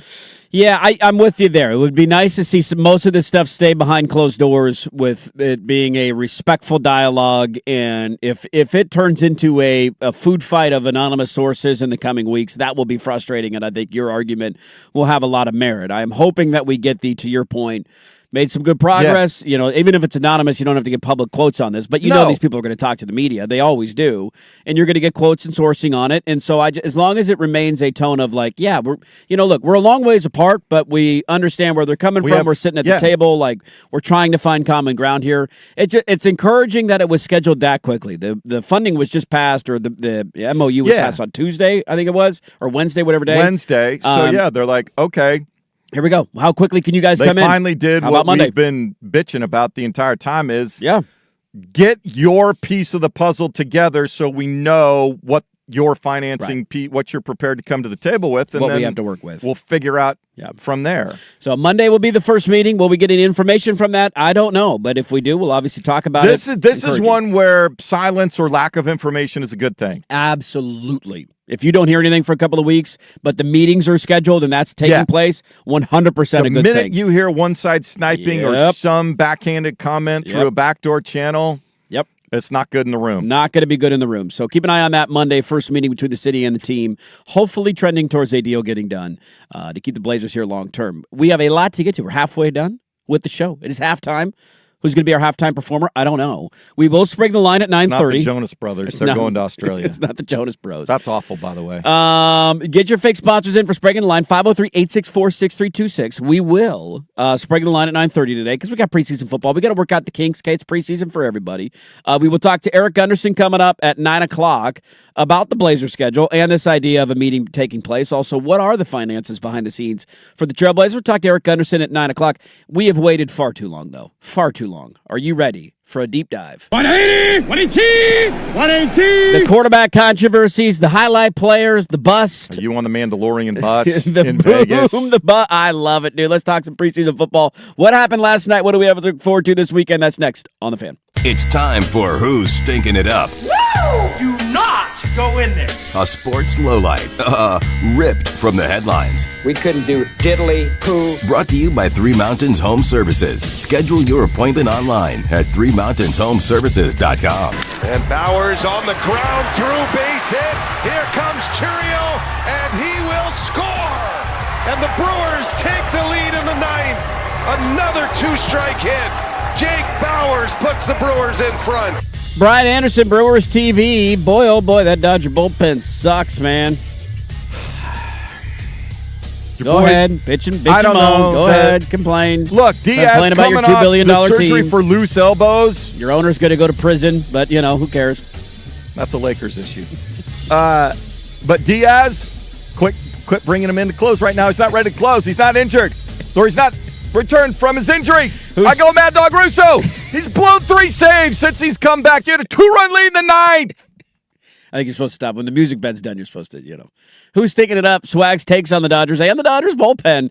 Brought to you by Three Mountains Home Services. Is that slow drain starting to bother you? They'll clear your stubborn drain with accessible cleanout for only $59. That's right. Just $59. Schedule online, threemountainhomeservices.com. They make home services delightful. Hey.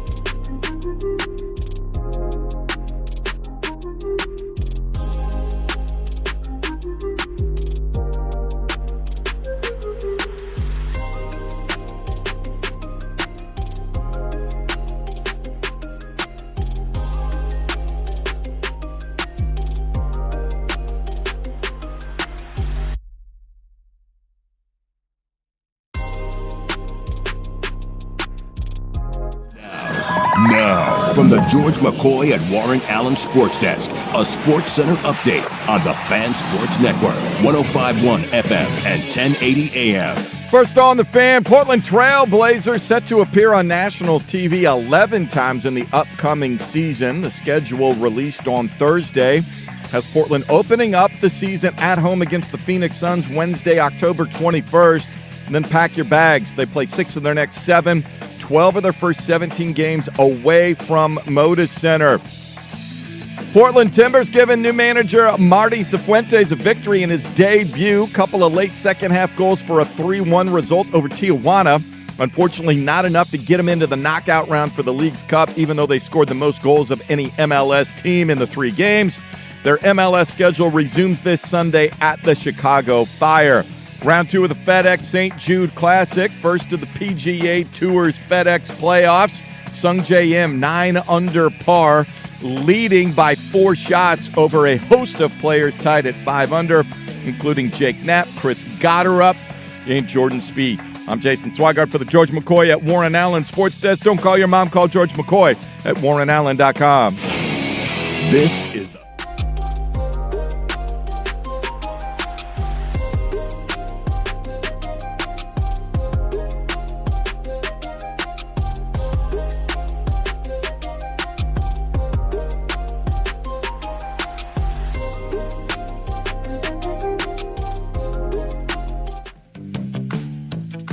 Hey, welcome back in. Hour number 3. Dirt and Sprague here, Portland Sports Leader, 105.1 FM, The Fan, 1080 AM, the Odyssey app, live on YouTube. Good morning, everybody. No Sprague still. He's on vacation. I don't know where they're at now. Anaheim, San Diego. They're somewhere. If memory serves, they are making their way back to San Diego today. They call it the Whales. Anyways, he will be back. I don't know if he's back Tuesday or Wednesday. I'm not sure. We didn't really communicate that. But he'll be back at some point next week. The band will be back together. Yes. And we will be full steam ahead and then for football season. Yeah, then it's full practices every day. Then we're not gone until the kiddo comes popping out. Then we'll take a couple days off for that. But until then, we will all. Actually, he might have a day off for the Hood Coast. Anyways, I don't know. We don't communicate that stuff as well as we probably should, but that's an off-the-air conversation. The preseason kicked into high gear last night, and man, oh man, was it delightful. I watched a lot of it. Before I get to that, I did see a story come out this morning, and it made me laugh out loud.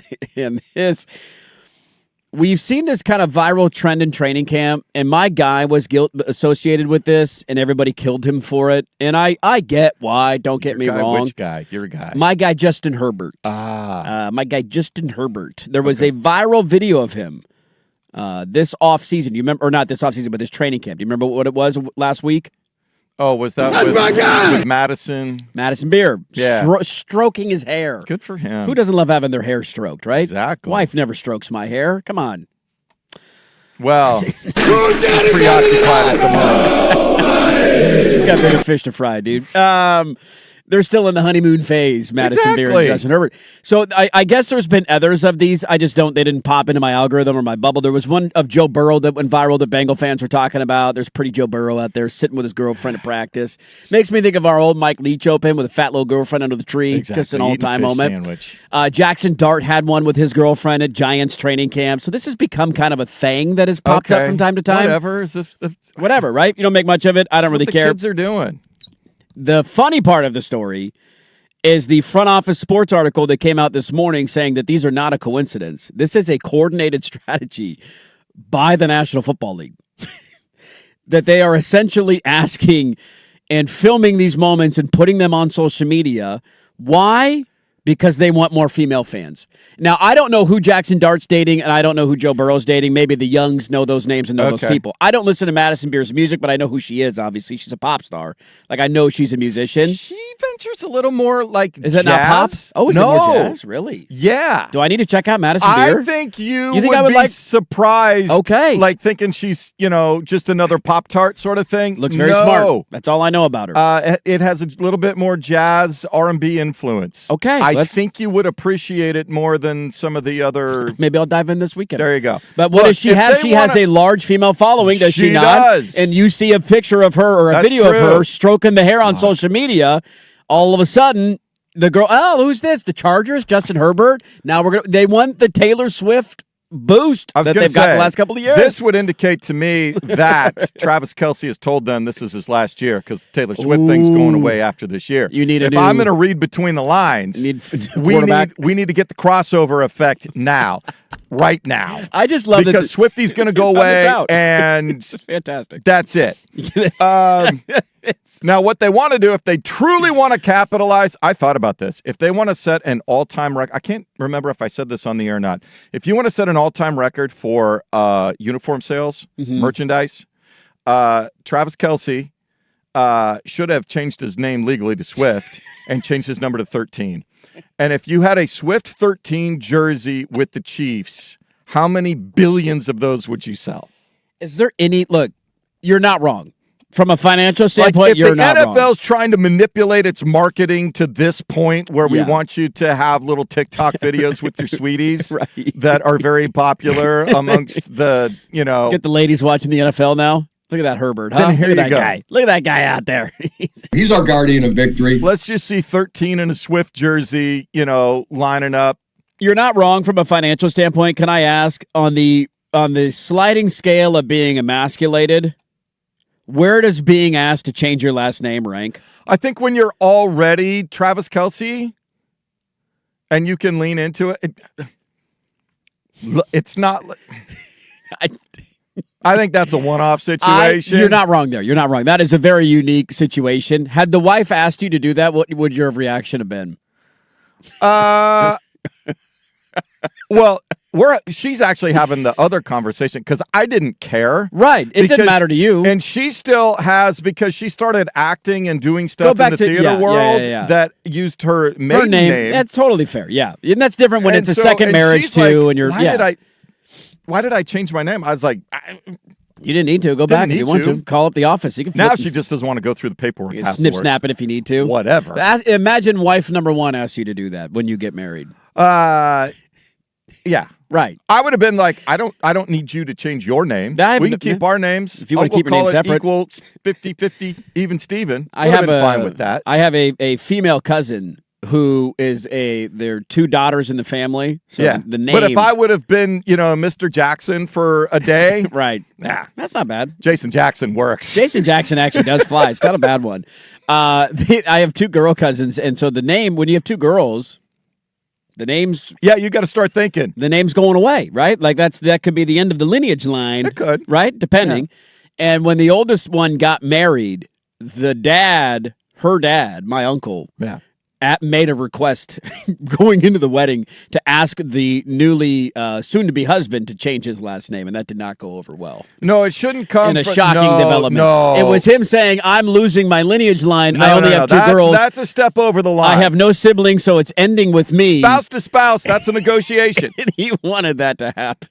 Outside influence, absolutely not. Oh, geez. As you can imagine, did not go well, and that name change did not end up taking place. I would think that would backfire, and you've caused more problems for your daughter. Made it even worse than you needed to in the first place. Yeah. Just a little side tangent I had there. I did enjoy, of course, the NFL is behind this because it's the NFL and their evil empire, and now they're manipulating your algorithms, ladies. Don't fall for it, okay? If you don't want to watch football, don't watch football. I thought you were going to tell me the new generation of wags was gonna. They've got their own little sisterhood or something. They probably do. Trying to put together, but they probably do. Do we get a Wags tour? Do we get a Madison Beer Taylor Swift tour at some point? I don't know. I don't know if they've been introduced. I don't know. I don't know if they're rivals, AFC West rivals. Yeah, they're butting heads right now. Anyways, I digress. Let's get to some of the action from last night, shall we? Some notable things that happened last night. There's not in any sort of particular order.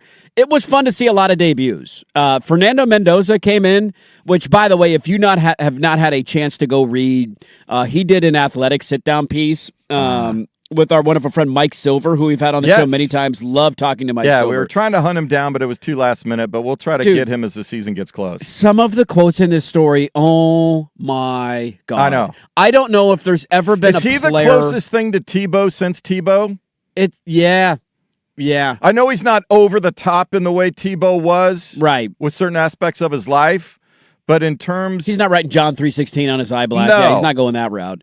He's some of the quotes in this. But in terms of who's drinking milk and cookies before they go to bed, it's Mendoza. He had a quote in here saying, quote, I'm talking about going to the Strip in Vegas. He's talking about how he's avoiding it. He's trying to stay away from it. He said, quote, I've been there once or twice, but I haven't really experienced the Strip.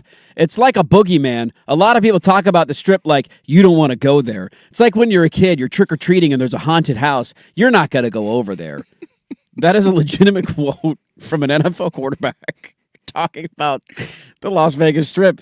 Quote, Las Vegas is one of the entertainment capitals of the world, but I have a job to do, and it's football. I don't have anybody that really relies on me, if that makes sense, so I can just be psycho about football. And then every once in a while, on an off day or night, I can go out to a movie, watch Spider-Man or The Odyssey or something. In Vegas, there is a lot to do, and sometimes it can be seen as activities that wouldn't be supporting a healthy football lifestyle.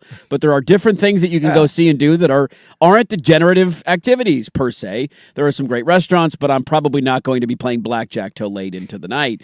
Which is just, look, if I'm a fan of an NFL team, I want that quote from my quarterback. Like, if somebody's going to go to Vegas and you're like, oh, my, is he going to get succumbed to all Johnny Manziel, first-round pick to Vegas? You're going to die in 5 years. Mendoza. Yes, it's football first. I can't wait, though, for the randoms, because at some point, he'll go. There'll be a concert or musical act that he'll want to go see, or go to the Sphere or stage. Something. Yeah, why not? And, and all of Vegas is going to try to get him to come, to their restaurant. But, it's probably more likely into, like, a movie theater, like one of the big giant movie theaters, something like that. Yes. The bigger issue for the Raiders last night, by the way, Mendoza, 10 of 16, 97 yards. He looked good. He wasn't perfect. No. But... yeah. You look good. How do you feel about your boy Malik Benson catching his passes? Malik Benson was a highlight. One of the highlights of the night was a Mendoza, kind of a layered throw over a linebacker that Mendoza made early in the game. Is that a conflict of interest for you? Dude that ruined your title dreams? No, I move on from stuff after college. Like, I don't have any ill will towards Penix anymore. I want Penix to succeed. I'm not one of those guys that like carries the grudges into the NFL, that if you played against my team, unless there was something individual that person did against you.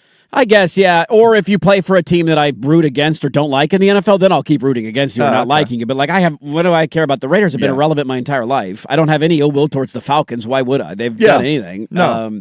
So I just, no offense, Harley. But there is I'm not rooting against those guys. It was fun, and that's been one of the talking points out of Vegas camp is how good Malik Benson has looked for them. They're raving about him. Yeah. The bigger issue would have been that the three combined quarterbacks for Arizona in this game went 26 of 30 for 212 yards and 3 touchdowns. Gardner Minshew was 14 of 16. Minshew magic. Jacoby Brissett was their starter. He was 5 of 5 and a touchdown. They scored an easy touchdown on the opening drive of the game. Opening drive, thanks. I got my work. And then work Keaton Slovis, who we've talked to back in Pac-12 Media Day country many, many moons ago, ended up transferring away from USC. He was 7 of 9. And so I would say that's probably the bigger issue for Vegas right now. Yeah, that defense. It is preseason game number 1, so what are we doing here? But still fun to Max talk about. Crosby didn't play? Max Crosby did not play. No, he did not. He was one of the starters that was not in the quarterbacks lineup. had time to throw. But one of the other debuts that we saw, like some of the stuff's interesting just on how in terms of the way teams handle it with young guys. Like one of the other notable things from last night that I kind of circled when watching and flipping around and stuff was in that game, and it was the fact that, dude, Arizona ran Jeremiah Love. He had 14 touches in his first preseason game.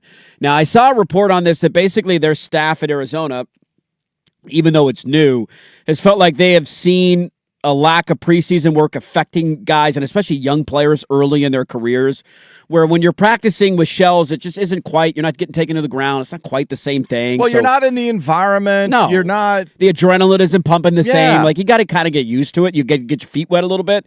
And so they've taken that approach to preseason, which I don't, whatever, each their own. He did end up getting banged up last night in the game, but it sounds like he's going to be okay. I did a couple takeaways on him where one, God, he looks like Adrian Peterson when you watch him run. Like, just the style in which he runs, the way that his legs move, and how, he runs kind of mean, and it's kind of a high knees run. I don't know. Aesthetically, it looked exactly like Adrian Peterson to me last night. Also, of his 11 carries, because I think he had 11 carries and 3 catches, 14 total touches in the game. He had 1 or 2 nice highlight runs where you're like, oop, there it is. There's a spin move. He hurdled a guy on one moment. Looked really good. And about 7 of the 11 carries he had, just literally handoff and 3 guys standing right in front of you.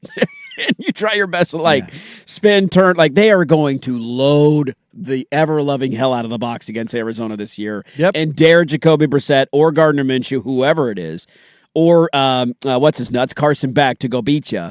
Like you're going to find it. Or no, Carson Beck's not in there. Yeah, he is in Arizona, right? Yeah, he didn't play last night. Did he get banged up in the Hall of Fame game? Because he didn't play last night. I didn't even think about that. I don't know. They didn't use him last night. Interesting. Anyways, they're going to load the box against him. He was getting stuffed at the line of scrimmage on a lot of his carries. But once he got in the open field, you saw the style in which he ran and the way he played. Like it was. No, they got to establish him. Then they got to go play action to Trey McBride, and then work off of it from there to then Harrison. Only hope he got right over the top. But I'm hoping he succeeds. I'm rooting for him. He's a lot of fun to watch. Reminds me of Adrian Peterson. Yeah. Your boy Noah Whittington making his debut. Noah Whittington was awesome last night. Like there was a couple of notable guys. Like Betcher had a nice highlight tackle for the Colts in their game. So that was kind of fun. Noah Whittington for Houston came in last night. He's one of those guys, honestly, I kind of forgot where he went until I'm flipping around last night, and I'm like, oh, there's a highlight. That's right. He's in Houston. Love Noah Whittington. He was a great Duck for a long time. He had 13 carries, 40 yards. Not a great yard per carry average, but still not the worst. He did have one catch, but it was for -4 yards. So he got some decent run in the game last night. DJ Uiagalelei played for the Chargers. He was 6 of 9 for 120 yards and a tud. On the 49er Titan game, that was kind of the late one on the West Coast last night. The last one going, if I'm not wrong. Yeah, that was the last one.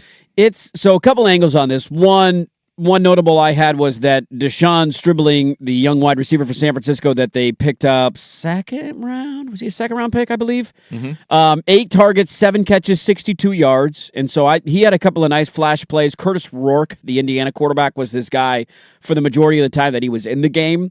And that's like, they're going to need another wide receiver. You desperately need another body. Yep. And he had a couple of really nice catches, one along the sideline that was a pretty good throw. So if you're a 49er fan, maybe there's something there that you could kind of dig your teeth into. The other side of that coin is, and again, it's week 1, so who the hell knows? Their uniforms look fantastic. Quarterback, not so much.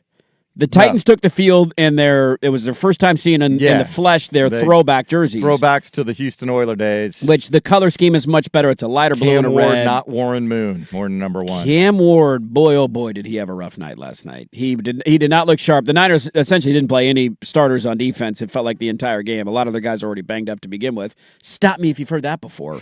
And he went 5 of 12 for 57 yards and really, really struggled. He had a couple of moments where, when he was coming out of college, one of the biggest issues I had with him was his holding on to the football. There's a bit of that Shedeur Sanders vibe where you're just like, could not connect with Carnell Tate. Take a quick play. Just get rid of the ball. Like be on rhythm, be on tempo. And he had a number of plays where you're just kind of holding, slipping further back, and then you think you can outrun an NFL defensive lineman. In breaking news, NFL defensive linemen are really fast, and you can't do it. And so that was not. If you're a Titans fan, that's not the start that you wanted to see. Although your uniforms. Oh, buddy, do those look good. They are fantastic. I know. So those are a couple of tidbits that I got from the opening night of preseason football. We will get to, there's a couple other games going on tonight and going into the weekends. We got 3 more today, so we'll dive into a little bit of that because I do want to continue on the NFL train. I also have a fun story of a guy who became quite the star over the summer, and now when your face reaches the level of cocaine, I think you've reached a different level of stardom, and I will explain that. We'll get to that. A little bit more on NFL preseason and a hilarious story that connects to the World Cup. Next, 105.1 FM The Fan.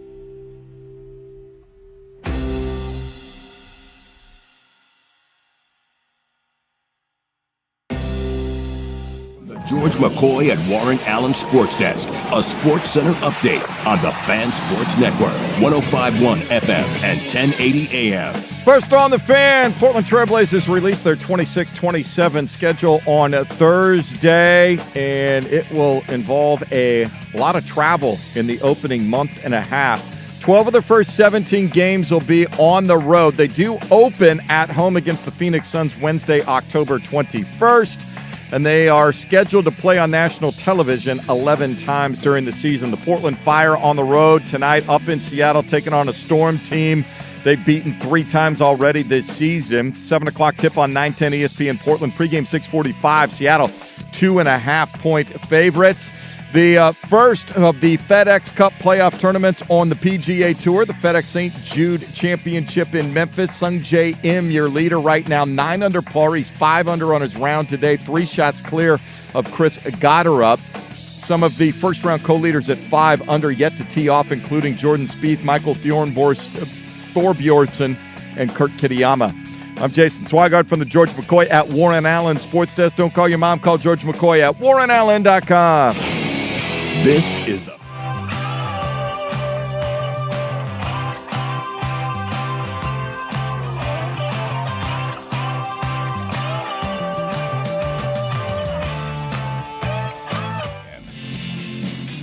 All right, we got some more NFL nuggies to get to. It's great to have it on TV last night, man.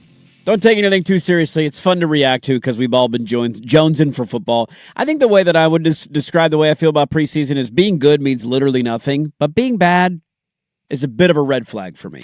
That's not that it means you will suck, not that it means you're done, but there's a bit of like you're playing against third-string guys and you can't. Now, granted, there are some third-string guys out there with you too, right? It's not that a full. Will lead me to the one universal takeaway I think we can all agree on after last night's play. Is it that we have a new quarterback controversy? No, we don't have a new there's no controversy about this quarterback. Oh, which one? He's done with his current team. Oh, who is it? Anthony Richardson. Yeah, it was, look. My favorite highlight of his last night, it's one of those if you didn't see watch bits and pieces of the game. If you go kind of look at some numbers or whatever, you're like, wait, no, what? It's not that bad. No. Dude, he had a play that summed up his entire career. It's like the scene from Rudy. This play summed up the entire year career. He had a play where he's standing in the pocket. He has a wide receiver. You can literally see from the TV camera. Yeah. A wide receiver standing about 6 or 7 yards from the line of scrimmage on the hash. Nobody around him. Just arms waving. Yeah. As the play progresses, he's again in the pocket. The running back leaks out into the flat, the right flat, and he's got 2 checkdowns screaming at him to his face, like, throw me the ball. We'll pick up 8 yards. It's 2nd and 2. That's how you play quarterback. What does Anthony Richardson do? I'm AR-15, baby. He tucks that thing down. He takes off running, picks up about 20 yards on a scramble because he's a hell of an athlete. And on his way down to the ground, what did he do? He fumbled the football. And it was like, I don't know. Somebody had a tweet last night. It was like, I don't know if there's ever been a better encapsulation of who he is as a quarterback than here are 2 wide open checkdowns. Dump it. There's 10 yards. Nah, I'm going to take off and run. And damn it, I fumbled. Yeah, I think that's he is so done there. Him and that's JJ the only McCarthy. 100% surefire thing. Now, he might start the season on the roster, but that's simply an issue with his contract. Being a top 5 pick in the NFL that the draft. Colts have to figure out how to get rid of it, move it, whatever. Yeah, no doubt about it. It was fun flipping around. The first game that was on the NFL Network was the Aaron Rodgers Bowl, Green Bay and Pittsburgh. And it was interesting. Like, I was watching Jordan Love, I believe played a little bit. I turned it on a couple of minutes into the game. So I think he was scheduled to start.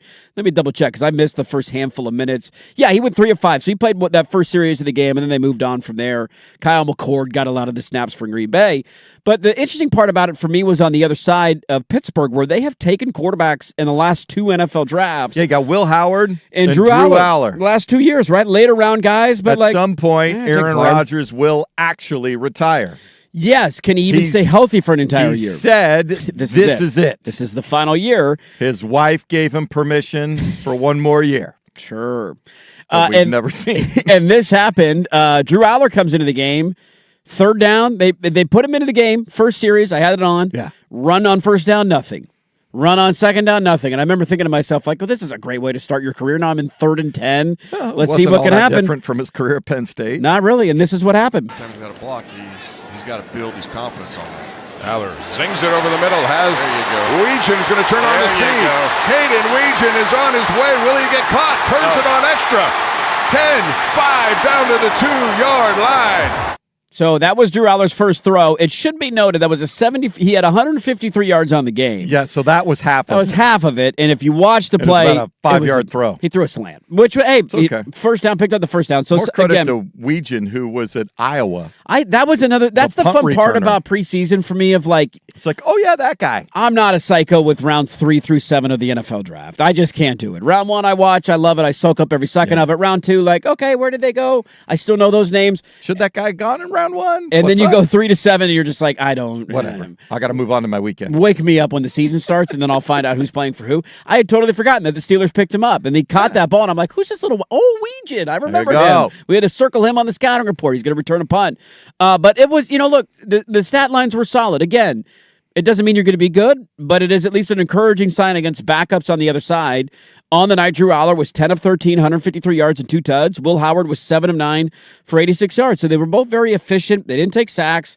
Right. High completion percentage, like easy on-target throws. As you would expect. Curious to see where they go at that position. With a head coach like Mike McCarthy, who comes at it from the offensive efficiency. Right. Let's do things simple, smart, quickly, effective, move the ball down the field. Yeah, keep it easy, right? Keep it moving. Right. It would be really ironic, would it not, if they spent the last however many years of the Mike Tomlin era trying to figure out what to do at quarterback. Away at the quarterback position. In the first year he steps down and you move on, you fall ass backwards into a starting quarterback. Into two of them in like the 5th or 6th round. Like, that's not the case here yet, but it would be really funny if it was the case here. Drew Aller is an interesting guy because Penn State quarterbacks just don't have a great reputation from an NFL standpoint. That's not going to look good for James Franklin. No, it will not. I also think that, the crazier things have happened, right, than guys who kind of flail a little bit in college and end up being good in the NFL. Nobody saw Brock Purdy coming, and he's a borderline top 10 guy for some. I also feel like there is a level of I want to be respectful to him in terms of 2 years ago, he had a pretty good year. It hit the side of the mountain last year, and it was not pretty. I also never felt like the offense that they ran at Penn State with, I think, Kotelnicki was their offensive coordinator. It just never really seemed to fit his style. It never really seemed to fit his game. And so you get a guy who's now learning behind Aaron Rodgers. We can all feel different ways about Mike McCarthy as a head coach. But he's clearly a good offensive mind. He's been good with quarterbacks in his career. That's always been his strength and his focal point. And getting to learn and develop for a year or two, that's not the worst thing that can happen to you. He certainly needs it. Remember, he had the surgery to end his year, 5 games or 6 games into the season last year? He went down with the injury and his season was over. So you're rehabbing and all that stuff. He looked comfortable. He looked smooth. He had a rushing touchdown in the game as well. He led 3 different touchdown drives on the night. And so a notable thing from night 1 of preseason was Will Howard played well as well, but Drew Aller coming out in his first game in a NFL uniform and looked pretty darn good for the Steelers. And so maybe if you're a Steeler fan, you got a little bit of hope out of that. One other note from last night that I do find interesting because they're a fascinating team for me. There is a lot of pressure. You go around the NFL, there's pressure on everybody, right? I saw a clip from Dan Orlovsky yesterday saying Justin Herbert should be in the MVP conversation this year because that's a thought of a new, offense coordinator. Should be in it. Let him do it. Let's see how it goes. Get him Mike McDaniel. Right. Can his big-time play receivers actually catch the ball when there's big plays to be made? Can we just let him do it? Right. But clearly big expectations and a lot of pressure on him this year. This is kind of on everybody. This is it. Barring, figure it out. Both tackles getting hurt again and, that sort of nonsense. Yeah. But if they have relatively normal health of an NFL team during the year, somebody's going down somewhere. There's always happens. Excuses. But as long as they don't get completely decimated at key positions, then let's go. Yep. Big pressure. Also big pressure in Cincinnati this year. Yeah. They made a move for a defensive lineman. Everybody needs to smoke that Joe Burrow. Look, they have had more success in terms of going on postseason runs than the Chargers have had, but let's also not act like it's been smooth sailing for a number of years now. It's been a while since the Bengals have felt relevant in a playoff conversation. Their defense has been terrible, and their quarterback can't stay healthy. Head coach probably on the hot seat. You traded picks to go get a defensive lineman to improve that side of the ball. Yeah. It was interesting to me to turn on that game last night and see bits and pieces of it and realize how much they played a lot of their guys early in that game. They did. To Joe me, Burrow was still taking sacks. He took a sack. I think that was, I don't know if he got hit any other times in that, but he did take one. It was mainly a coverage sack. He kind of fell down. It wasn't a big hit. He was smart. He understands what he's doing. But that to me reeks of a team who understands, like, all right, we got to get out of the gate and get going here. Like, this cannot be the same start that we've had the last couple of years. Remember 2 years ago, they came into the season, and I remember it vividly because this is what survivor pools will do to you. They came into the year 2 years ago with all these big expectations. Yeah. In New England, the year that they won, 2 games that Drake may ended up starting as a rookie, with Jacoby Brissett beat them in Cincinnati. And I'll never forget it because it was a survivor pool that almost half of the pool took Cincinnati over New England in week 1 because New England was playing Brissett, and they had, I can't remember their damn coach's name, Gerard Mayo. And they beat Cincinnati in Cincinnati. The next week they went to Kansas City and lost. The next week they went to Washington and lost. They started 0-3. What do the numbers tell you on NFL teams who start 0-3? The chances of making the playoffs? It's like 5% or something. It's essentially non-existent, right? So last year a little bit different. They beat Cleveland and beat Jacksonville. And then they went on a 4-game losing streak. Minnesota, Denver, Detroit, Green Bay all beat them, and you're 2-4. Your season is essentially over. Their schedule is very manageable. I don't want to say it's easy. Yes, it is. But it is manageable in the first half. You get Tampa at home to open, at Houston, at Pittsburgh, home against Jacksonville, at Miami, but then you get Tennessee, Atlanta, New Orleans is in there. At home, Cleveland's in there, Carolina. The Commanders, the Saints, at the Browns. I mean, it's like I said, it's not a cakewalk necessarily. No. But you're not playing the Seahawks and the Rams and the Chiefs and first 3 weeks of the season. It's somewhat manageable. So that was a notable takeaway for me is how much they were playing a lot of their key guys, and I think they understand we can't get off to a bad start this year. And that's usually what teams who were playing guys in the preseason understand of, like, we got to hit the ground running. We don't have a month ramp up period here. There's too much on the line for us this season, and so we're going to go get some snaps. They desperately need their offensive line to be decent. Yes. It doesn't have to be great. You have great playmakers. Just be decent. Give him enough time. Yeah. And have a pulse defensively, and you'll be okay. And then defensively, when you get in position to get off the field, if you force 3rd and long, get off the field. Yeah, find a way to get after the quarterback. Tonight you have 3 more games in the preseason. It continues. It's all early. All at 4 o'clock. All at the same time. Bucks and Jets is the one, if you have the NFL Network, that you can watch in New York. That's the one I get? That's the one you get. Yeah, I don't really know what the reasoning is there. I think is Daniels playing for the Commies? I do not know the answer to that question. Quite frankly, that's the one I'm most interested in. The Broncos aren't going to play Bo, and they're not going to play other dudes. And the Falcons, they are playing Tua, but that's because Penix isn't. I know what Tua is. I don't need to see Tua. I don't need to see Tua. I don't think it's going to happen. He's very accurate when he's there, but the first time he gets laid out, then there you go. I don't think anybody wants to see Penix looking healthy and seeing if he's figured some stuff. He's not playing. I don't believe he's playing. No, he's not playing in this one. He's hoping to play maybe in the 3rd one. He did have an all-time quote where he said his doctor told him the surgery went so well he'll never hurt his leg again, which I'm like, why would you put that out into the universe? Well, what else is, I mean, you've only heard it, every other year. I am rooting for college. I'm rooting for Penix. I don't need to see Tua play any more football. The Dolphins, I want to see just how god-awful they might be. Yeah, Malik Willis is. Because that might be a future bet of under. I think they have do they have the lowest win total? I believe so. They're one of the teams, for the year. I'm curious what Malik Willis looks like because you're going to get that tonight. And then for the first time, the Commander, if Jaden Daniels at least plays a series, I want to see what things might look like. Yeah, I'm not seeing anybody. It looks like Arizona. That's not ranking. That would make sense just because they're in such a difficult division. Like their over-under for division wins is probably a half a game. They're not going to be favored in a division game, period. Yeah, Miami is also 3 now. Miami and Arizona are both at 3.5. 3.5 so tough. That is so low. 3-14 is. But that's so what I want to see. Like I want to. Jets are 5.5. Just scrolling through random teams. That's because they're playing some other crappy teams, and they do have defensive talent. It's not like they're devoid of talent. Right. So you got that going for you tonight. Plus, if you're they're probably going to fire their coach midway through the season, so you might get the interim coach bump at some point. The Broncos game tonight, they're in Atlanta. It reminded me of something that we missed earlier in the week that was announced that is going to be probably the most aesthetically pleasing game that we'll have all season long.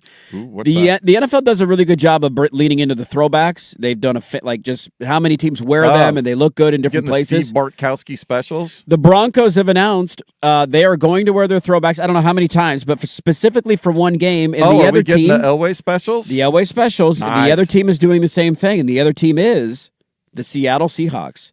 We are going to get an old AFC West 1990 Seattle uniform, 1990, or maybe 1980s at that point, Denver Broncos uniform. All right, hang on. Let me find out when the hell that game is. Yeah, they both announced it jointly of we're doing this together, which is the way it always should be. If one side wears the throwbacks, the other side has to oblige and also wear the throwback uniforms. You can't just have it be. Can't just have it be one way. It's a prime. So it's a Thursday. It's a national October television 15th. game. Yeah, Thursday night game. That's perfect. You don't want that buried at 1 o'clock on a Sunday. No, those jerseys need the spotlight, and they deserve the spotlight. Pretty solid throwback uniforms there. So that was in the notes for earlier this week. We didn't talk about it. I forgot about it. Broncos and Seahawks wearing throwback jerseys together for their game on Thursday Night Football. There you go, ladies and gentlemen. That will wrap up your preseason takeys. I will watch more tonight. I will have the game on my television. I know you're cooking up. We're cooking up a preseason. We got our weekend parlay. We will Sprague the line coming up at 9:30. And then there's a whole bunch of Saturday games. A ton of Saturday games. We'll get to those to close out the show today because I do want to take a little quick peekaboo, including the Seahawks, who play tomorrow night. We have Brady Henderson on the show yesterday to talk about it. We will Sprague the line, 503-864-6326. Look, people, it's the preseason. We got to get your sponsors. You got to start kind of cooking. You got to get the wheels turning. We got to be ready to go. We're a couple of weeks away from this all officially beginning and the standings counting and your sponsors being read every Friday. Let's all work out the kinks together. It's preseason for everybody. So we'll put together a preseason parlay. Get your sponsors in 503-864-6326. We will talk to Eric Gunderson coming up at the top of the hour and his thoughts on the Blazers schedule release and what's going on between the city and the team. Just love talking to Gundy, so he's going to hop on in about 25-30 minutes from now. But coming up next, a stat that blew my mind. Does it blow your mind? And where does this collapse rank all time? And where does it go from here? That is next, 105.1 FM The Fan. The Portland Trail Blazers are making moves. Two-time NBA All-Star Ja Morant has been traded to the Portland Trail Blazers for Jeremy Grant and Chris Murray. Is this just the beginning of an off-season overhaul in Rip City? If this were the last move, I think it would make way more sense. It's the first move. Keep it on The Fan all off-season for the latest on the Portland Trail Blazers on Portland Sports Leader, 105.1 FM and 1080 AM. The Fan. This is the story of the one. As a maintenance engineer at a beverage manufacturing plant, he starts his day knowing every line is ready to run because Grainger delivers the industrial-grade products he needs to keep mixers, conveyors, and packaging equipment moving. With Grainger's vast selection of bearings, belts, and motors, he keeps operations running smoothly, so nothing grinds to a halt. Call 1-800-GRAINGER, click Grainger.com, or just stop by. Grainger, for the ones who get it done. Oh, hey, Sarah. Did you hear my daughter Katie got Camper of the Week? That's a big deal. We got a big deal, too. Right, Mom? Honey, shh. What's that? Okay, that Hyundai Santa Fe, I only paid... Nice. Deal's so right, it almost feels wrong. The Hyundai Getaway Sales Event. Get 0% APR for 60 months, plus 0 payments for 90 days, or 1.9% APR for 72 months on the Hyundai Tucson, Tucson Plug-in Hybrid, Santa Fe, or Santa Fe Hybrid during the Hyundai Getaway Sales Event. Offers end September 8th. Call 562-314-4603 for details. I'm Boomer Esiason. My mom died from cancer. She was only 37 years old. She didn't have life insurance, and that was devastating for my family. That's why having life insurance is so important to me. Ethos makes it fast and easy. Get a quote in seconds, apply in minutes, and get same-day coverage. You can get up to $3 million in coverage with no medical exam. Get your free quote at ethos.com/music. That's ethos.com/music. Paid spokesperson. Time spent on application may vary. Online health questions required. Veterans and active duty service members, when your call to service ends, your mission doesn't have to. Go from GI to IT in just a few months at My Computer Career. Prepare for a high-demand career in cybersecurity, protecting people, systems, and institutions from real cyber threats. Cyber warriors are needed now. Will you answer the call? Go to mycomputercareer.edu/CWP to learn more. That's mycomputercareer.edu/CWP, an elite CompTIA certification partner. VA education benefits are available to those who qualify. Reyka vodka. In Iceland, we take some of nature's wonders and distill them into a one-of-a-kind vodka. Every bottle of Reyka vodka starts with Icelandic spring water, naturally filtered through 4,000-year-old lava rocks. That pure water and lava rock filtration are what give Reyka vodka its crisp, clean taste and remarkably smooth finish. Very delicious in a vodka soda, a mule, or a martini, and very delicious in the warm season. This summer, cool down the Icelandic way with Reyka vodka. Reyka vodka imported by William Grant & Sons Incorporated, New York, New York. Please drink responsibly. Reyka vodka. Are you curious about who offers the best deals on top-rated Samsung, LG, and Sony TVs? The answer is surprising. It's not online, and it's not the warehouse clubs. The best deals on top-rated TVs are at Video Only. Don't believe it? Then check out the trade-in deals at Video Only. How about $500 for your old TV? Try doing that online. Before you buy that new TV, drop into Video Only. If you don't, you'll be sorry. Hey, this is Dirt, and I'm with Jeff Jr., founder of Trajan Wealth. Jeff, why should people care how their financial advisor is paid? Well, most people don't, and that's a problem. But it's because how your advisor is paid, it'll directly influence the advice that you receive. How so? Well, most financial advisors are brokers, and brokers can sell one investment over a better one just because it pays a higher commission. Fiduciary advisors are required to act in the client's best interest first. And that's why I'm a client at Trajan Wealth. Exactly. At Trajan Wealth, our compensation is simple. The more you make, the more we make. Our interests are aligned. Don't work with a financial professional who just wants to sell you something. Work with the fiduciary at Trajan Wealth like I did. Call Trajan today at 1-855-TRAJAN-1. That's 1-855-872-5261. Advisory services through Trajan Wealth, LLC, an SEC registered investment advisor. Client paid advertisement. Additional disclosures at TrajanWealth.com. I'm Bob Burke, founder and chairman of Burke America Parts Group, a family of brands that includes RepairClinic.com, an appliance and HVAC parts solution company that's grown into an international brand. Before AmericanEagle.com, we partially launched a new technology platform developed by another firm. American Eagle helped take our technology to a whole new level with digital marketing, software development, and business insights into our key markets, appliances, HVAC, and outdoor power equipment, and did so both on time and on budget. AmericanEagle.com has the resources, experience, and talent needed to produce solutions. Our new technology platform, developed by AmericanEagle.com, has produced tremendous results with higher traffic, conversion, engagement, and online revenue. If you have any home repairs you need to take care of, check us out at RepairClinic.com. If you need a world-class website or technology project, then I would highly recommend AmericanEagle.com. Call AmericanEagle.com at 773-NETWORK. That's AmericanEagle.com, 773-NETWORK. This is Dirt and Sprague on the Fan Sports Network, 105.1 FM and 1080 AM. Our buddy Eric Gunnarsson will join us coming up top of the hour. We'll talk Blazers schedule release with him. Whoa! And also what's going on between the city and the team. Where are we at on that negotiation? Great to see my man Patrick Harris back in the flesh. He is back in the building today. Be back on the firm. Just popped in to say hello. I am remiss. I didn't bring up. Patrick and I bumped into each other in Sun River. Oh. We were trying to meet up one day, and then he was running late, and I was there, and then the kid was getting funky, so we're like, all right, we're out of here. And then we had another day where he said, I think we'll be down in the Sun River Village, and so we ended up going to dinner at Sun River Brewing, and we're sitting there, and I see a guy walking to the John, and I'm like, dude. If you're going to run into I Patrick know that guy. Harris somewhere, a brew pub is perfect, right? Is the place to pick. If you're looking for him. I know he's in town. I know he's in the area. Yeah. Let me try a beer hall. Yes, there he is. And there's a good chance I will run into one Patrick Harris. Good beer there, man. That's good. That's a good spot right there. He has gone old school with the. He's got some old shades on. With the optics. He's looking like he's straight out of 1987. I think there's a picture of my dad with his Mike Brady perm. That's the same and one. a mustache in similar glasses from like 1985. We will spring the line 503-864-6326. Get your fake sponsors in coming up at 9:27 this morning. It is preseason. We got to do it. And as I mentioned mentioned Eric Gunnarsson at the top of the hour. I do, though. I saw a stat yesterday, and it kind of blew my mind, and I'm wondering if it blows everybody else's mind. This was a quote from, hopefully this is still a valid audio clip, by the way, so if it's not, I apologize. I don't know if it's been saved over. This was said by this player last year. Thank you, saying we love you. Might as well go win the whole thing.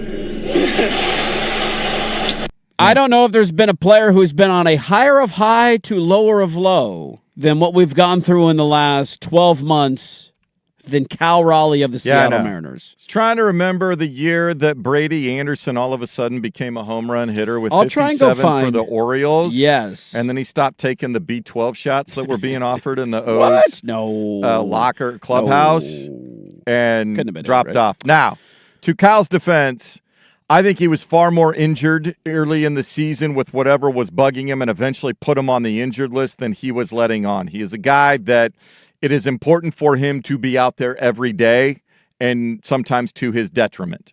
So, from that standpoint, but since he's come back, it hasn't picked up. No. And that's the concern. It's not like he had time off to get healthy, and it's been like a little really burst bad. Right when he came back.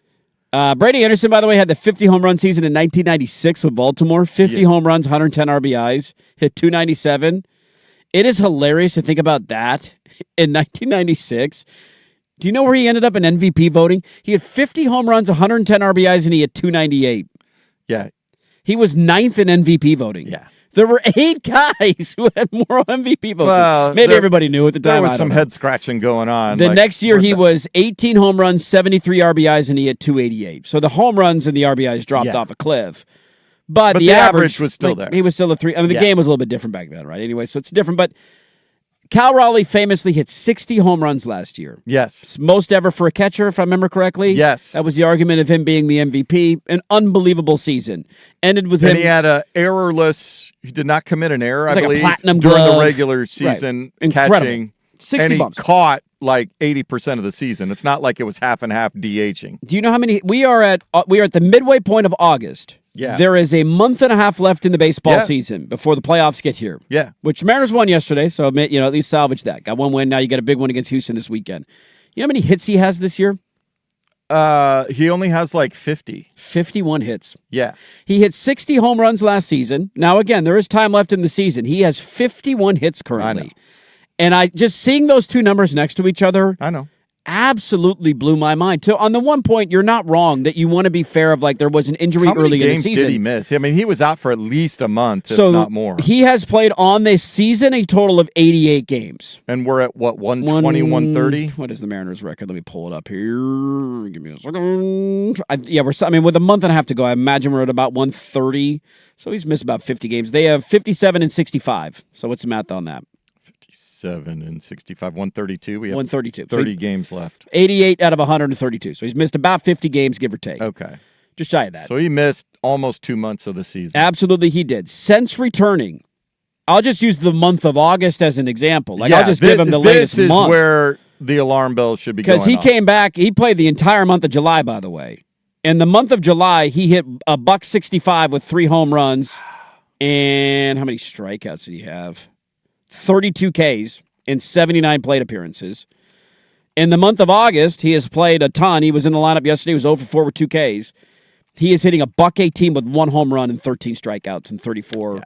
And now it's totally in his head. He had some comments and he's not shirking. He's a stand-up guy. Yes. Which is what you want in He's also a guy captain. that we're all like, no matter how I feel about the Mariners, I love poking Mariner fans. That's a fun bit for me on the show. I also have, I want Cal Raleigh to be good. He's hilarious. Yes. Big Dumper is his nickname. He had 60 bombs last year. It was a great guy story. that loves playing the game. He's everything that you would want. So this is strictly about trying to come up with some sort of reasonable explanation as to what the hell happened and how do you get it back. You go back to, and I remember talking about it at the time, the World Baseball Classic. It was a very unique event for him for 2 reasons. One, he had just come off being second in MVP voting in the American League. He had 60 home runs, more home runs we'd ever seen from a catcher. And he wasn't the primary catcher for the Team USA World Baseball Classic team. And I remember that being like, wait a minute, what? He's a platinum glove guy and he had 60 bombs. What's going on there? And so I don't know if that got in his head. That's kind of a weird storyline. And then remember the Randy Arozarena thing. Like, his year started with him refusing to shake the hand of his teammate in the world. And I get it. You want to be competitive and you want to have that, like, it reminded me of the Ted Lasso scene where Canada and Mexico were playing and Danny Rojas boots a ball to the face of the Zorro or whatever they call the goalie. Like, that's a funny bit, but also, like, I don't know. Maybe I'm making more out of something and I'm just trying to, like, grapple for answers here. I have such a hard time wrapping my head around how a guy went from that to this. And injuries could be it early in the year. That's fine. The wear and tear of going all the way to the ALCS and catching the amount of innings, like, okay, I get all of that. Like, we're in the second half of the year now, man. This guy, since the start of July, has only hit 4 home runs. August is halfway done. So he's lost the power. The average has dipped to where it was already a weakness of his. Now it's almost detrimental. Like, his batting average on the year is $159, and he only has 12 home runs. That's tied for 129th in Major League Baseball. And I find it to be a fascinating question of where does it go from here? I don't know where Mariner fans are at on that. Maybe you're hoping a full off season and health and you kind of get your mind right a little bit. Maybe some time off will be good for him and he'll come back next year raking and hitting bombs again.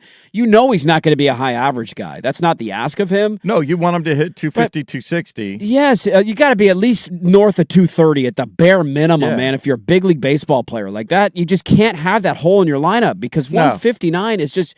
They just write it in. 3 out of 4 nights, you're going 0 for 4 with 2 Ks. He's batting 8th. I mean, that's just, how did we get here? It'll go down as one of the crazier fall-offs I've ever seen. I mean, he's really good backstop. He's a great catcher. Yes. So, from that standpoint, handling your pitching staff, and you've got a good pitching staff there, you don't want to upset that apple cart. No. So, they need him in the lineup. So, yeah, this is you're damned if you do, damned if you don't. It's because you're worse defensively without him, but you have a guy who's going over, like, literally every year of the night, he's 0 for 4 with 2 strikeouts. On a team that's struggling desperately needs. They won yesterday. What was the score of the game? 1-0. 1-0. A solo home run. That was it. Yes. That's the only way they can win right now is if you get the random game where your pitching staff is just dominant and you scratch across a run and you find a way to win. It's just a fascinating story to me, and I don't know where it goes from here. I'm certainly their rooting season for him. is this weekend. They have 3 games against Houston in Houston. They need to sweep it, quite frankly, in order for anybody, because they come home and they get the Cubs and Phillies, who are both mashing. They're playing good ball right now. Yeah, but I'm curious where Mariner fans are at on that. I don't know how. If he was on my team, that would be quite the mind bleep, if you will, of thinking I got this guy who's going to be the face of the franchise for years to come. Yeah. And it's one thing to have it, like Julio kind of did this early in his career where he bursts onto the scene and you're like, oh my God, he's the next Griffey. And then we put him on a little bit too high of a pedestal, and he's a very good player. He's a very good player. He's not all quite sorts of tools. Not quite an MVP kind of guy. I think we start to know what he is. Yeah, and he's a guy you want on your team. He starts slow and then he picks up. Right, he's got a great smile. I got no issues with Julio. He's a good player, and he's been consistently kind of what he is his entire career to a certain extent, with some lulls and some highs here or there, but he usually ends up being the same. To see this level of drop-off, I have a really hard time wrapping my head around it, and where it goes from here. Seattle could use his bat in the last 6 weeks of the season, that much I know. He hit 60 home runs last year, and so far on the season this year, in the middle of August, he has 51 hits. He's likely to top 60 hits, but if he somehow doesn't, which would be a horrendous end to his season, that will be the craziest stat maybe in the history of the sport. We have a lot to get to in the final hour of the show. We will Sprague the line, have some fun with the preseason parlay. Get your fake sponsors in, 503-864-6326. Got to work out the kinks early in preseason football. We start, though, with our buddy Eric Gunderson, who's going to break down the Blazers schedule for us, and also his thoughts on the Blazers versus the city, the negotiations, and what did the finances actually look like. Eric Gunderson, Blazer Banter, kicks out the final hour next. 105.1 FM, The Fan. Big hits, big bets, big plays. Today I'm laying the big wood. This is the Layin' Wood Report, brought to you by Mr. Plywood, serving Portland for over 50 years. Off the goalkeeper, 20 yards from that into the box. It's Anthony, doesn't take it first time, plays it across to Lassiter, and the Timbers up 2. Anthony and Lassiter compete for starting minutes, but best of friends on the connection there. How about the Timbers last night? Getting the offense going, scoring some goals, more goals, the most goals of any MLS team. They got 9 in their 3 Leagues Cups games. Not bad, man. Not bad. So hopefully they can parlay that as they return to MLS play this Sunday against the Chicago Fire. I remember that being a big talking point of them going into the year is where's the offense going to come from and can you find it consistently? So maybe you found a little bit of that mojo. Long ways to go in the season, and they seem to be playing pretty well right now. Lay in the Wood brought to you by Mr. Plywood, serving Portland for over 60 years. Delivery, custom cutting, and special orders. Visit them at mrplywoodinc.com or the location on Southeast Stark Street.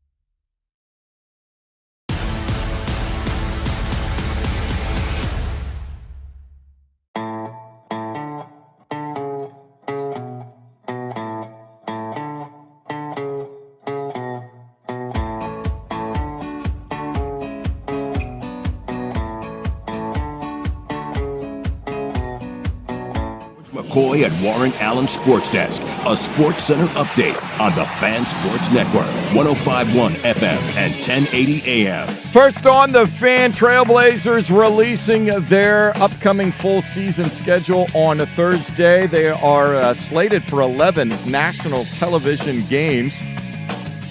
They open the season Wednesday, October 21st, hosting the Phoenix Suns. Then they're packing their bags. They play 6 of their next 7 on the road.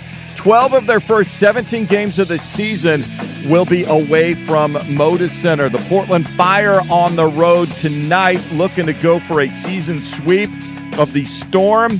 They beat them the first 3 times they faced this year. 7 o'clock tip on 910 ESPN Portland. Pregame 6:45. Seattle 2.5-point favorites. Round 2 of the FedEx St. Jude Championship in Memphis. It is the first of the FedEx Cup playoff event. Sung J M 9 under par now with 2 holes to go on his second round. He's 5 under on the day. 3 shots clear of the field. Adam Scott, Jake Knapp amongst those tied at 6 under par. Jason Swigart from the George McCoy at Warren Allen Sports Desk. Don't call your mom. Call George McCoy at warrenallen.com. This is the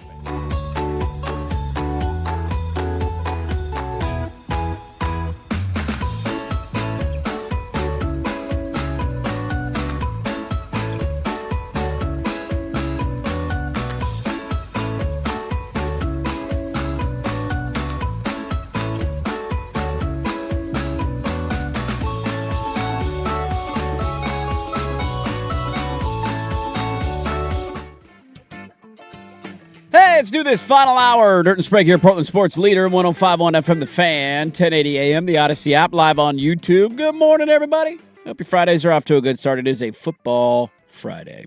Feels fantastic. We're having a great time. Talked some preseason football earlier in the show today. A lot of Blazer schedule stuff. We got to that. Random golf segment was thrown in there. We've been all over the map today. It's been a lot of fun, and we got a lot to get to in the final hour of the radio program. One Mariner fan chiming in saying, I'm hoping they get a different catcher to move Cal to DH and save his legs. It's another part of it. Yeah, when somebody tweeted us saying, you know why he's dropping off. And you never want to insinuate stuff. I'm not even trying to necessarily go there because I don't know how much average has to do with what that accusation is. And he's also he was a good power hitter. 60 is an outlier for him. There's no doubt.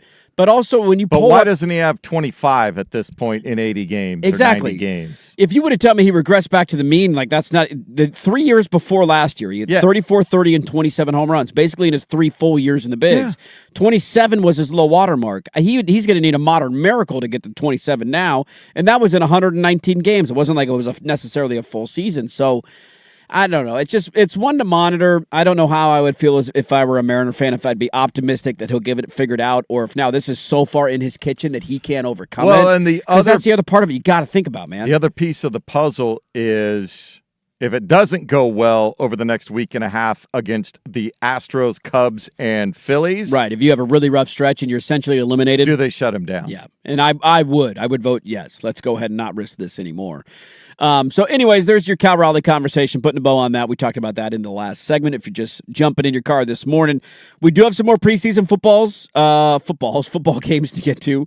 I'll kind of highlight the slate for tomorrow's games. The Seahawks do play tomorrow night. You're going to hear that right here on the Fan against the Cowboys. We'll dive into that to close up the show today. I know Oregon has their first scrimmage of fall camp tomorrow. I don't know about Oregon State. I'm assuming they do as well, at least at some point. Yeah, I don't know what Coach Shepard, what he's got cooking there. Not a lot leaking out of old Corvallis, but I do know it is scrimmage time. Cough it up to Phil Steele. So no, he's not giving you playing this close to the vest starting out. Dude, you got to do what you got to do, boo. So I know. Just show up in the seats when the game starts. That's all he asks. Just go win and be there. That's all we're asking for here. Oregon's got their first scrimmage, so we won't talk about that on the show today. But it is something to file away for the weekend. Some interesting, positional battles and where guys are going to end up lining up and who's going to get the playing time on offensive line and all that. The depth on the defensive line. So all that will be on display tomorrow, and we'll see if we can react to that on Monday. Sprague in the line, we will try and do that at 9:27 today. I got a preseason parlay cooked up, so if you got any fake sponsors you want to get in, go ahead and send them in, 503-864-6326. Feels good to be back in football season with it on our TV.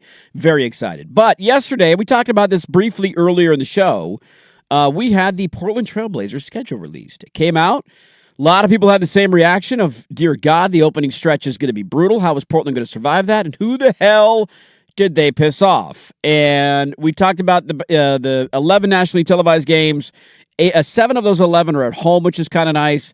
And also we have the news that on Monday, for the first time, we are going to get to sit down between the city and team officials after the MOU was signed earlier this week. And the city approved putting up to $120 million into renovating the arena. So we get our first actual meeting coming up on Monday, which is going to be a big deal, hopefully, and that negotiation goes well. And joining us now is our good buddy to talk about all of that and some of the finances I want to ask him about. Eric Gunderson, Blazer Banter on Twitter. The Burner NBA Substack is where you can find all of his great work. Gundy, good morning to you. How's your Friday going? You off to a good start so far today?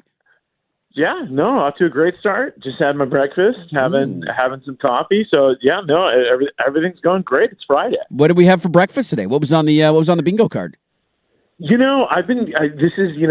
Dirt. We always talk about this. Get a little older. I'm having these overnight oats right now with some fruit. I was really, I've been mostly like an eggs guy in the morning, but now I'm, getting up there, got to start getting that fiber, that morning fiber.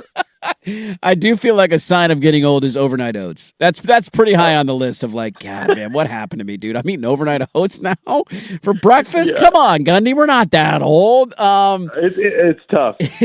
Yeah, my knees hurt just thinking about this. Let's get to the schedule release. So that comes out yesterday. Are they pissed at Tom Dundon? Did we pee in somebody's Cheerios? Like, what did we do to deserve the start to the schedule? And what were your takeaways as you dove through it and what it's going to look like for Portland next year? I mean, the Blazers are no stranger to having a backloaded schedule. I feel like a lot of times, but this is crazy. Like this is this is taking it to a whole new level with 12 of 17 to start the season on the road.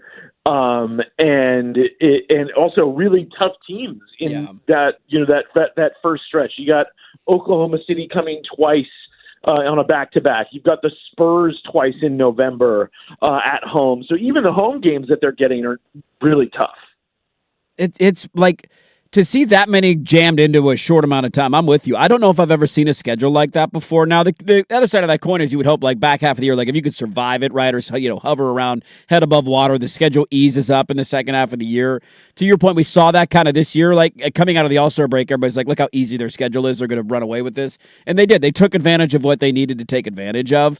But seeing that many long road trips early in the year is ridiculous, and that many road games. And I'm wondering how that affects in your mind the idea of guys playing, because, this roster doesn't make a lot of sense on paper. We got 37 guards and 15 centers and nothing really else. So I'm trying to have a hard time, like, who's going to play and how that's going to look. We also have some older guys, and we have guys coming off injury. Drew Holiday's up there in his career. Damian Lillard's coming off of an injury. John Moran has been banged up recently, of just how this is going to affect the rotation, especially early in the year, to handle the high volume of games and all the travel that you're going to be doing. It's going to be crazy. It's almost like, I guess in a way you could flip the amount of guards and like, hey, they basically got two different teams of guards. But but guys like Shaedon and guys like Scoot Henderson are going to have to be playing like the 3 and maybe the 4, depending on how things go. I mean, Toumani Camara has been an Iron Man. I mean, Denny played through the back injury last year, but he had it and he was playing hurt and had to miss some time. Like, we're going to have guys, and Mike Norrie's talked about this. Like, we're going to have guys out there playing, power forward that are like Shaedon is going to be playing the 4 probably sometimes. And I mean, it's going to be crazy, but like, that's the way that the roster is made. And yeah, no, you're totally right about the concerns, Dirt. I mean, like with the, the guys coming off of injury, being older, Ja having not played that many games and having his own injury issues. So they're going to need and hope that, the rest of the guys can stay healthy. And I mean, I was even thinking the other day, like, there's so much pressure now on guys like Sidi Sissoko and Vit Krejci. Like, if anything happens to Denny or Toumani, like, those guys are going to be super important all of a sudden, which is, I mean, not exactly the place that I would want to be. Please don't get hurt, guys. We don't have a lot of wings on this roster. We could afford to overcome a guard going down because we got 15 of those things, but a wing, we cannot afford that right now. Eric Gunderson is our guest. Blazer Banter on Twitter, the Burner NBA Substack is where you can find all of his great work. I do want to get to the City deal and just kind of where that's at and some of the finances, and you've been tweeting about this in a moment, but the other part I had on this and the last thing on the schedule that I'll be curious to see how it plays out. Like, I remember when Chauncey took over, it was like, we're going to hold people accountable and we're going to play defense. And then it's Anthony Simons is in the starting lineup. Like, those things can't be true at the same time. But Shaedon Sharpe will sit your ass down because you let a guy back cut and you didn't guard him, and we're going to make you the kind of scapegoat. Micah Norrie's coming into the year with the idea of, I got guards and we're going to push. We're going to push. And then I look at the schedule and I'm like, how many games is that going to last? To where we're like, hey, look at that. The first 3 games of the year, they put 130 up and the tempo was great. And now we're out of gas and we got to reset. Like, how much of an adjustment and how tough is that, do you think, for a first-year head coach to overcome? Not to mention just kind of the roster limitations that he has. I think it's going to be really interesting because I think in a lot of ways we saw that last year, after, Chauncey Billups had the whole situation and Tiago Splitter came in, like, they were doing the full court press and they were trying to push the tempo, and then guys got hurt. And all of a sudden, you couldn't push the tempo anymore because now you don't have the guys to do that. And so, I mean, hopefully they've got enough in reserve and enough guys that, even if some guys have to, step out. But, like, one thing about this team, too, with the push, like, that isn't really how Dame has played in his career. Like, no. Dame is a half-court guy. Like, he can run, but, like, I don't think it's his preferred style of play. So I think there's going to have to be some give and take. And I guess it's, on the one hand, it's good that they now have, it's definitely good that they have Dame. They can have a more like competent half court attack, but I think they're going to have to kind of switch between modes kind of like when there being the go, fast breaking team. And then when, Dame comes in, it's going to be a little bit of a different flow, I think. Yeah. It's interesting now that you bring that up. It actually, by the way, this is just a total side point, but like the schedule getting released and talking about this stuff has been such a breath of fresh air to like just kind of talk about basketball and not all the other nonsense that's going on. Now that you brought that up, I like a two-parter to follow up there. I'm curious, how do you feel about Dame as an off-ball guy? Because a lot of the highlights that I'm seeing that they're putting out or he's putting out on his socials, it's like him moving off of a screen to go shoot because you got Jaw's got to have the ball in his hands, and Denny is not a spot-up shooter. Like he's a guy who's got to run the offense at times. So like, can Dame evolve into that?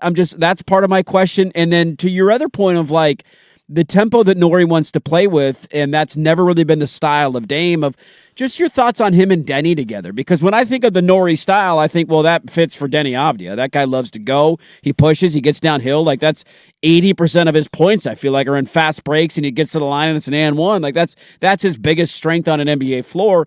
But again, that's not really ever been the way that Dame has played. And so I guess the idea of him off ball, and then what are your thoughts on how Dame and Denny fit together? Because that is a massive question for them next year. No, I think those are really good questions. And I think, Denny, when he's at his best, he's got a full head of steam. He's driving down the middle of the lane, and he's getting the defense to crash. I think, Dame, especially after LaMarcus left, Dame was on ball pretty much all the time. But, right. He has done that before in his career. I think it'll be a little bit going back to like a little bit of how he played with LaMarcus, and frankly, in Milwaukee, he kind of had to figure out a way to fit off the ball with Giannis because Giannis didn't want to run screen and roll with him. And so I think he can do it, and obviously he's working on it, as you're mentioning, with all the highlights. But I think it's going to be an adjustment. I think they're going to have to learn how to play together, him and Denny. And I don't think they can work on it in camp all they want, but it's going to be a different ball game when you're playing opposing defenses that are scouting your tendencies, that know, that have a more defined attack against you defensively. So I think early on in the season, it's going to be some of that working out. When Denny's going, where does Dame go? Can Dame kind of be more of a guy on the trail? And, if Denny crashes the defense, can Dame come back on the top and get an open three and hurt defenses that way instead of just having to, running the pick and roll through him? I think there's going to be a lot of give and take, and I think it'll work itself out because they're both really smart players. Right. And I think also, too, Dame knows at this stage of his career, he needs someone like Denny to take the pressure off. Yeah, that's a good point. It's also the concern in my head, too, of like what we were talking about at the beginning, the tough schedule. It's like there's going to be a period where they're going to have to figure this out, and having to do it in those first couple of weeks of the season when you're living on the road and your home games are basically against the Spurs and the Thunder. It's like, all right, gulp. Let's see how that goes. It's going to be a challenging start right out of the gate. I can't wait for basketball to actually be here. Now let's get to the nonsense. We get the city vote on Tuesday, Wednesday, whatever day of the week it was. And it was, at least my takeaway, and I'm curious yours, of like, man, at least it was 8-4. The Blazers are not going to give them everything that they asked for, but they sent kind of the message of like, we're unified here and we're serious about getting a deal done. I'm curious as where you're at on that story. And then you've been digging into a lot of like the finances, and the Blazers are over here crying like, help me, I'm poor. We don't have any money. And I think Dwayne Hankins said we've lost $1 billion in the last 20 years, which is like, what? Where did that number come from? Just what you make of everything and how you're feeling as, you're as diehard a Portland guy that exists out there of just the long-term future of the Blazers.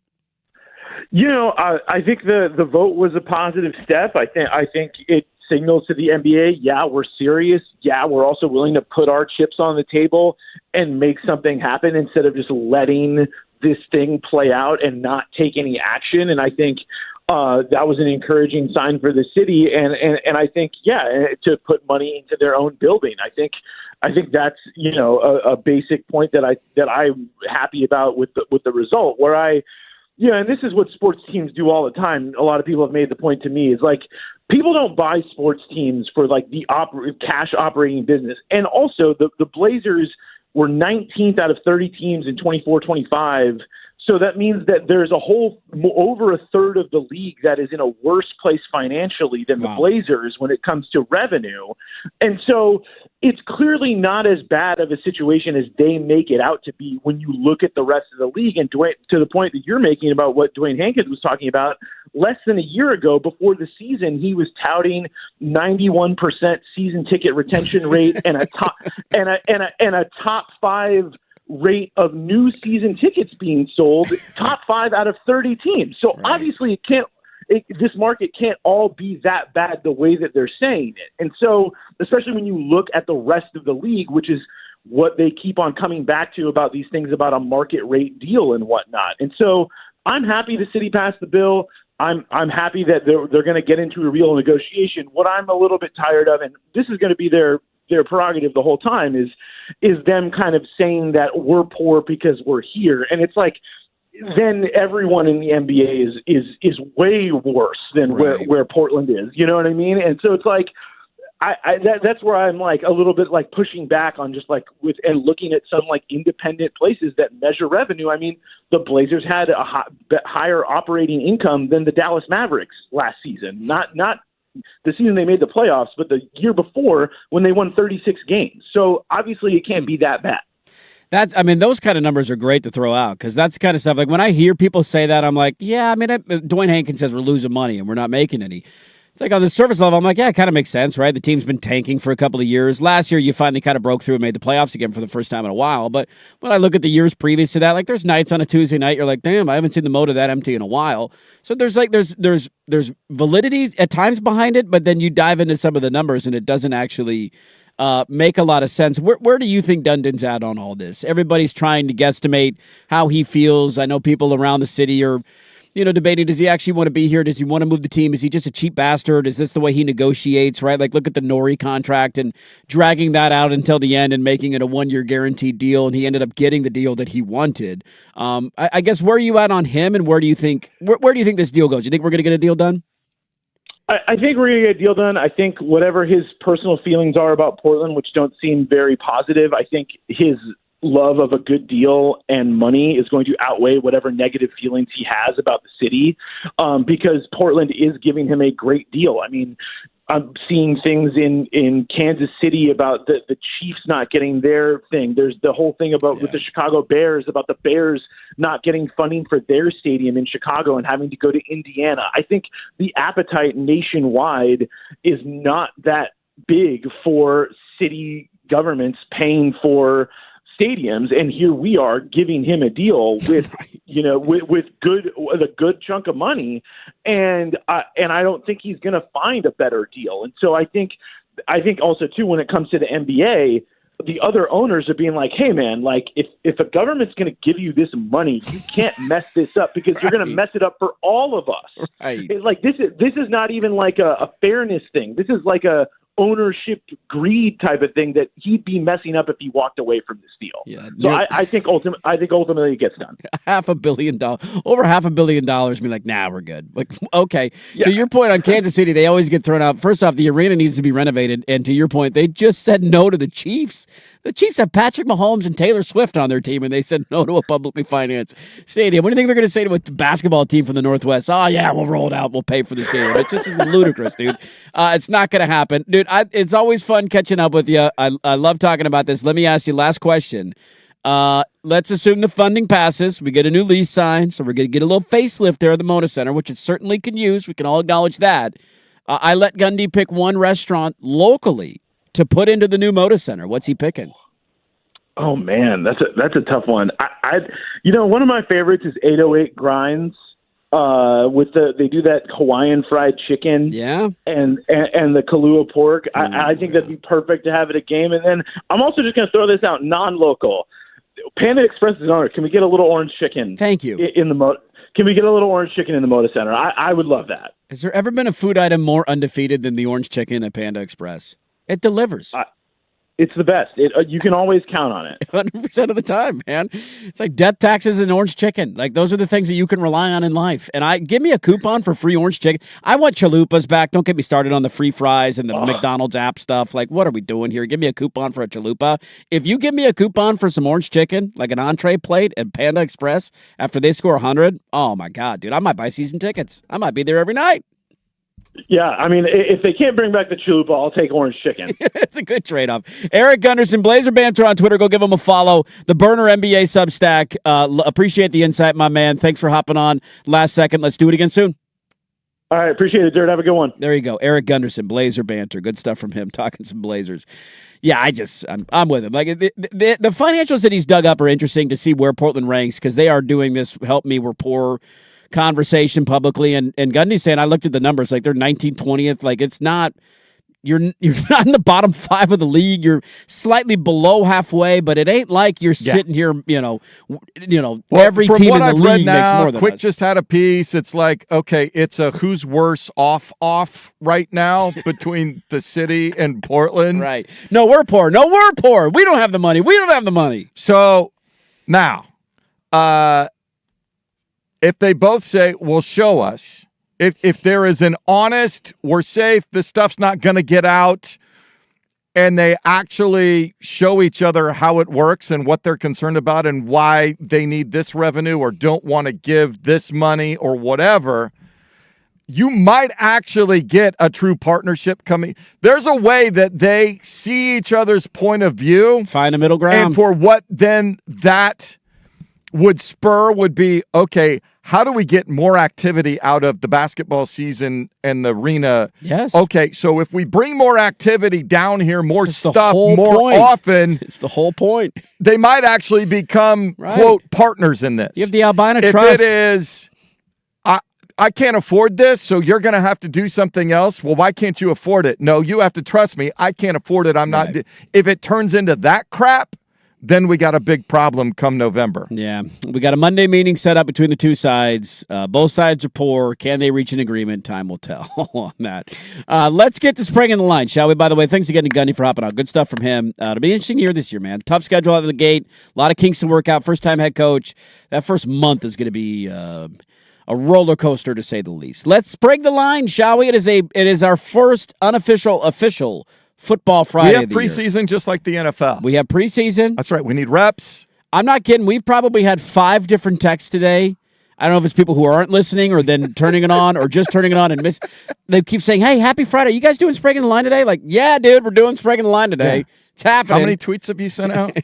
Yeah, only one last night. But go check the tweets, all right? Would you? 503-864-6326. See what you do. You can schedule it. You can schedule the tweet to go out every 3 hours. You only have to keep make it once. Keep throwing it out there. But then it can, Look, the only thing I know about gambling is when you get bucked off the horse, you jump back on the horse. And my first preseason parlay last night went 0 for 3. We're yet to hit a preseason. We haven't even hit a leg of a parlay yet. We are Jamar Chase We're turning this franchise around next on The Fan.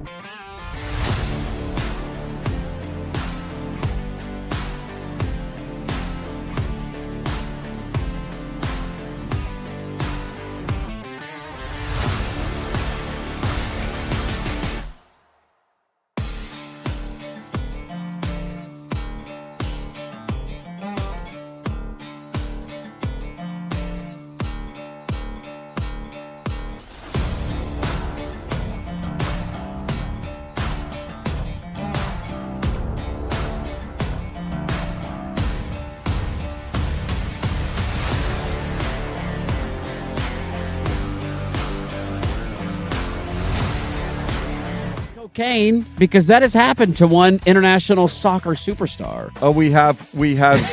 Now, they are not the ones making or selling the cocaine, but their face is on the cocaine. And there was a Colombian woman who was arrested.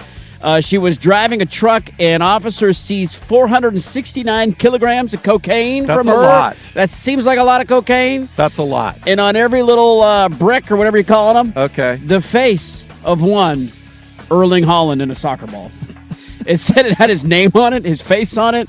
So it was such a big deal during the World Cup that down in Colombia they were making Erling Haaland cocaine, and the lady was got.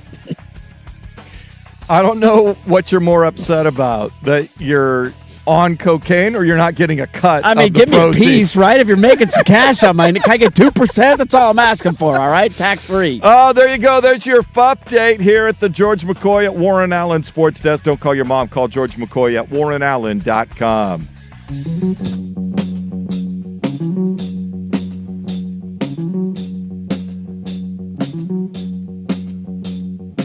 This is Dirt and Sprague on the Fan Sports Network, 105.1 FM and 1080 AM. Sprague in the line. Sprague in the line. I forgot, man. I haven't heard this song in so long. It feels good, doesn't it? We'll see if this flies. I got to work on it. Water's warm. Yeah, the drop was too late. I was singing. Come on, Swigard. I did, by the way, want to point out just a little bit of a local news here. About 15 minutes ago, the top uncommitted player in the country in football, he's a linebacker, Brayton Feaster. For 27, the upcoming class. Mostly everybody is committed by this point. Doesn't mean guys can't flip and all that. That certainly happens. But about now, everybody's kind of signed, not signed, but verbally committed somewhere.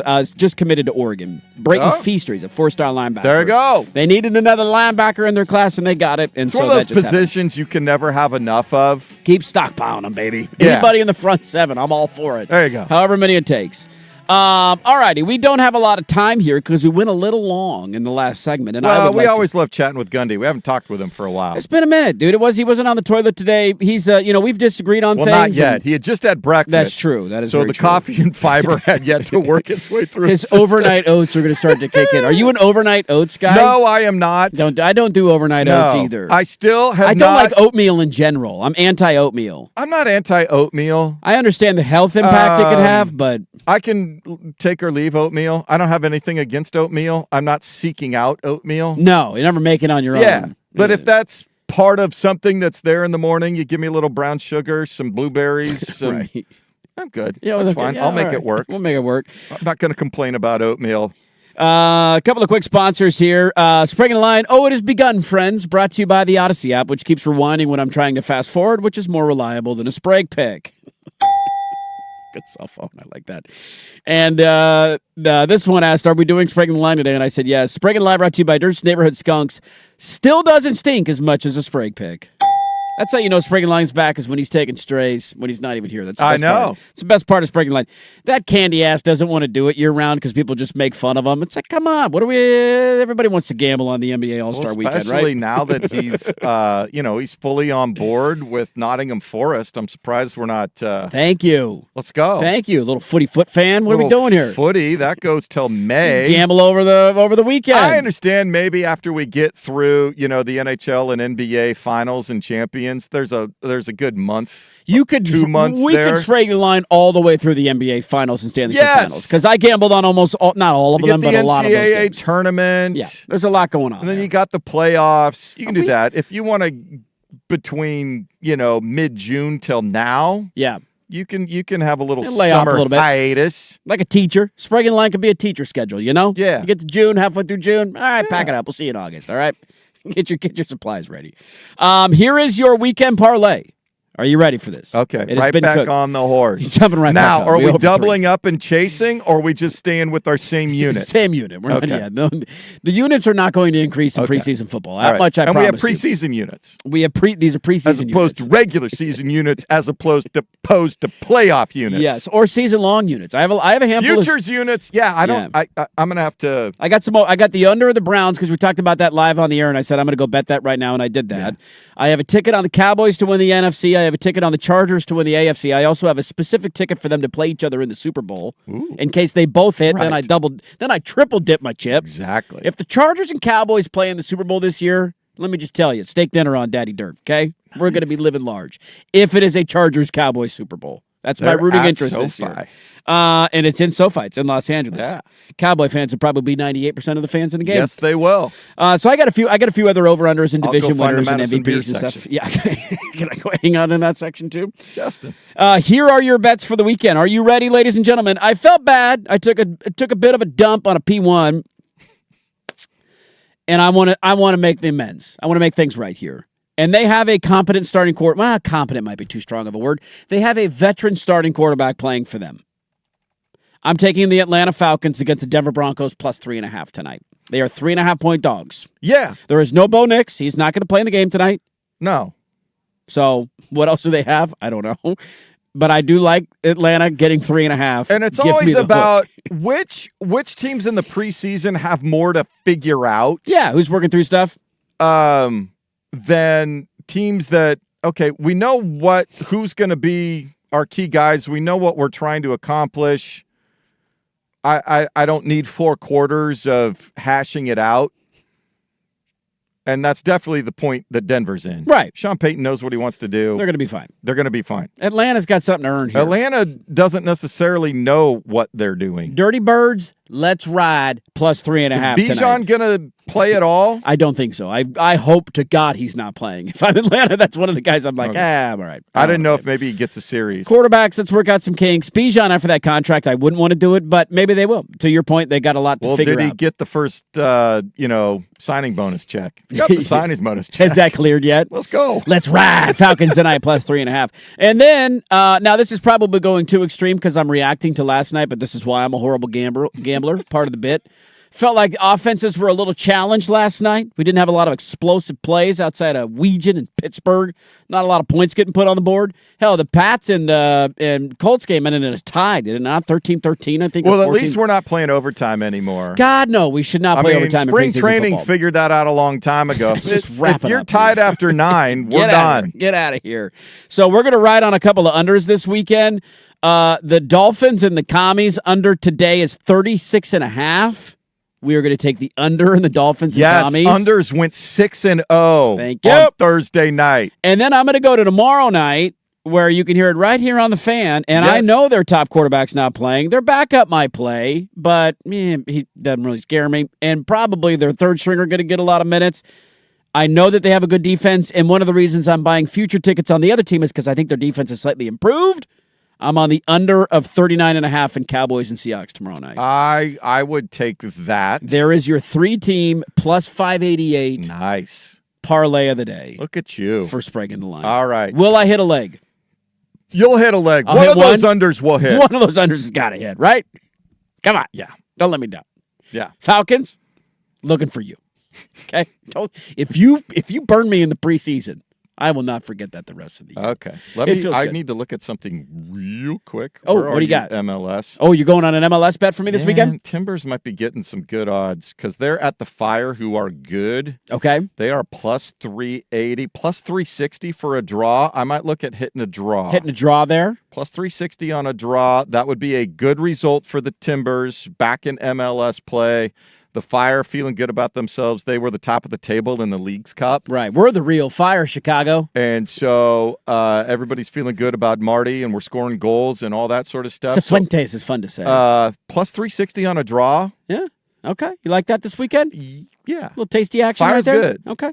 I know what they're doing. There you go. There is Sprague in the line. It's good to be back. Let's work out the kinks. We'll do it we are, I believe, week 0 is 2 weeks from tomorrow? August 29th. But yeah, 2 weeks from tomorrow. There's like 6 games. 2 weeks from tomorrow. I'm more interested. I mean, I'll watch the Dublin game because that's all that's on, and I will wake up early. I can't avoid it. It'll be 9 a.m. But USC hosting San Jose State at noon. Yeah. Give me that. There's actually a few of them, I will say, that week where I'm like, okay. It's not the worst. It's not the worst slate. Yeah. Hawaii, Stanford is kind of dumb, but also I'm going to watch it. It's down on the farm. Who was it? Sprague pointed out some Buddy, there was some prognostication that had Hawaii being the best. I think of the it was group Bill Connolly. Didn't Bill Connolly pick Hawaii to go to the playoff? So I think he had Oklahoma State in the playoff too. Yeah, he had Oklahoma State, like, and what? then he had Hawaii, and so it's like, well, okay. An NC State Virginia game at 12:30 that may or may not be. Who's the Stanford head coach now? They hired what's his nuts, the former quarterback. I thought Reich was a 1-year deal. He was. They hired the old Stanford quarterback. What's his name? Tavita Thompson? Tavita Pritchard? Is that what it is? Oh, okay. Yeah, Tavita Pritchard is their new head coach. Okay. He was their I think he was the quarterback, if I'm not wrong, that won the Stanford USC game when Harbaugh gave the big hug. I think when they were like 40-point underdogs. I believe he was that guy. So anyways, that is 2 weeks from tomorrow. I can't wait. Preseason Sprague in line for 2 more weeks, and then we get to gamble on some actual football. It's going to be fun. Let's wrap it up. Send you on our way on a weekend. What do we have to look forward to this weekend? We'll go through the calendar and wrap it up next on The Fan.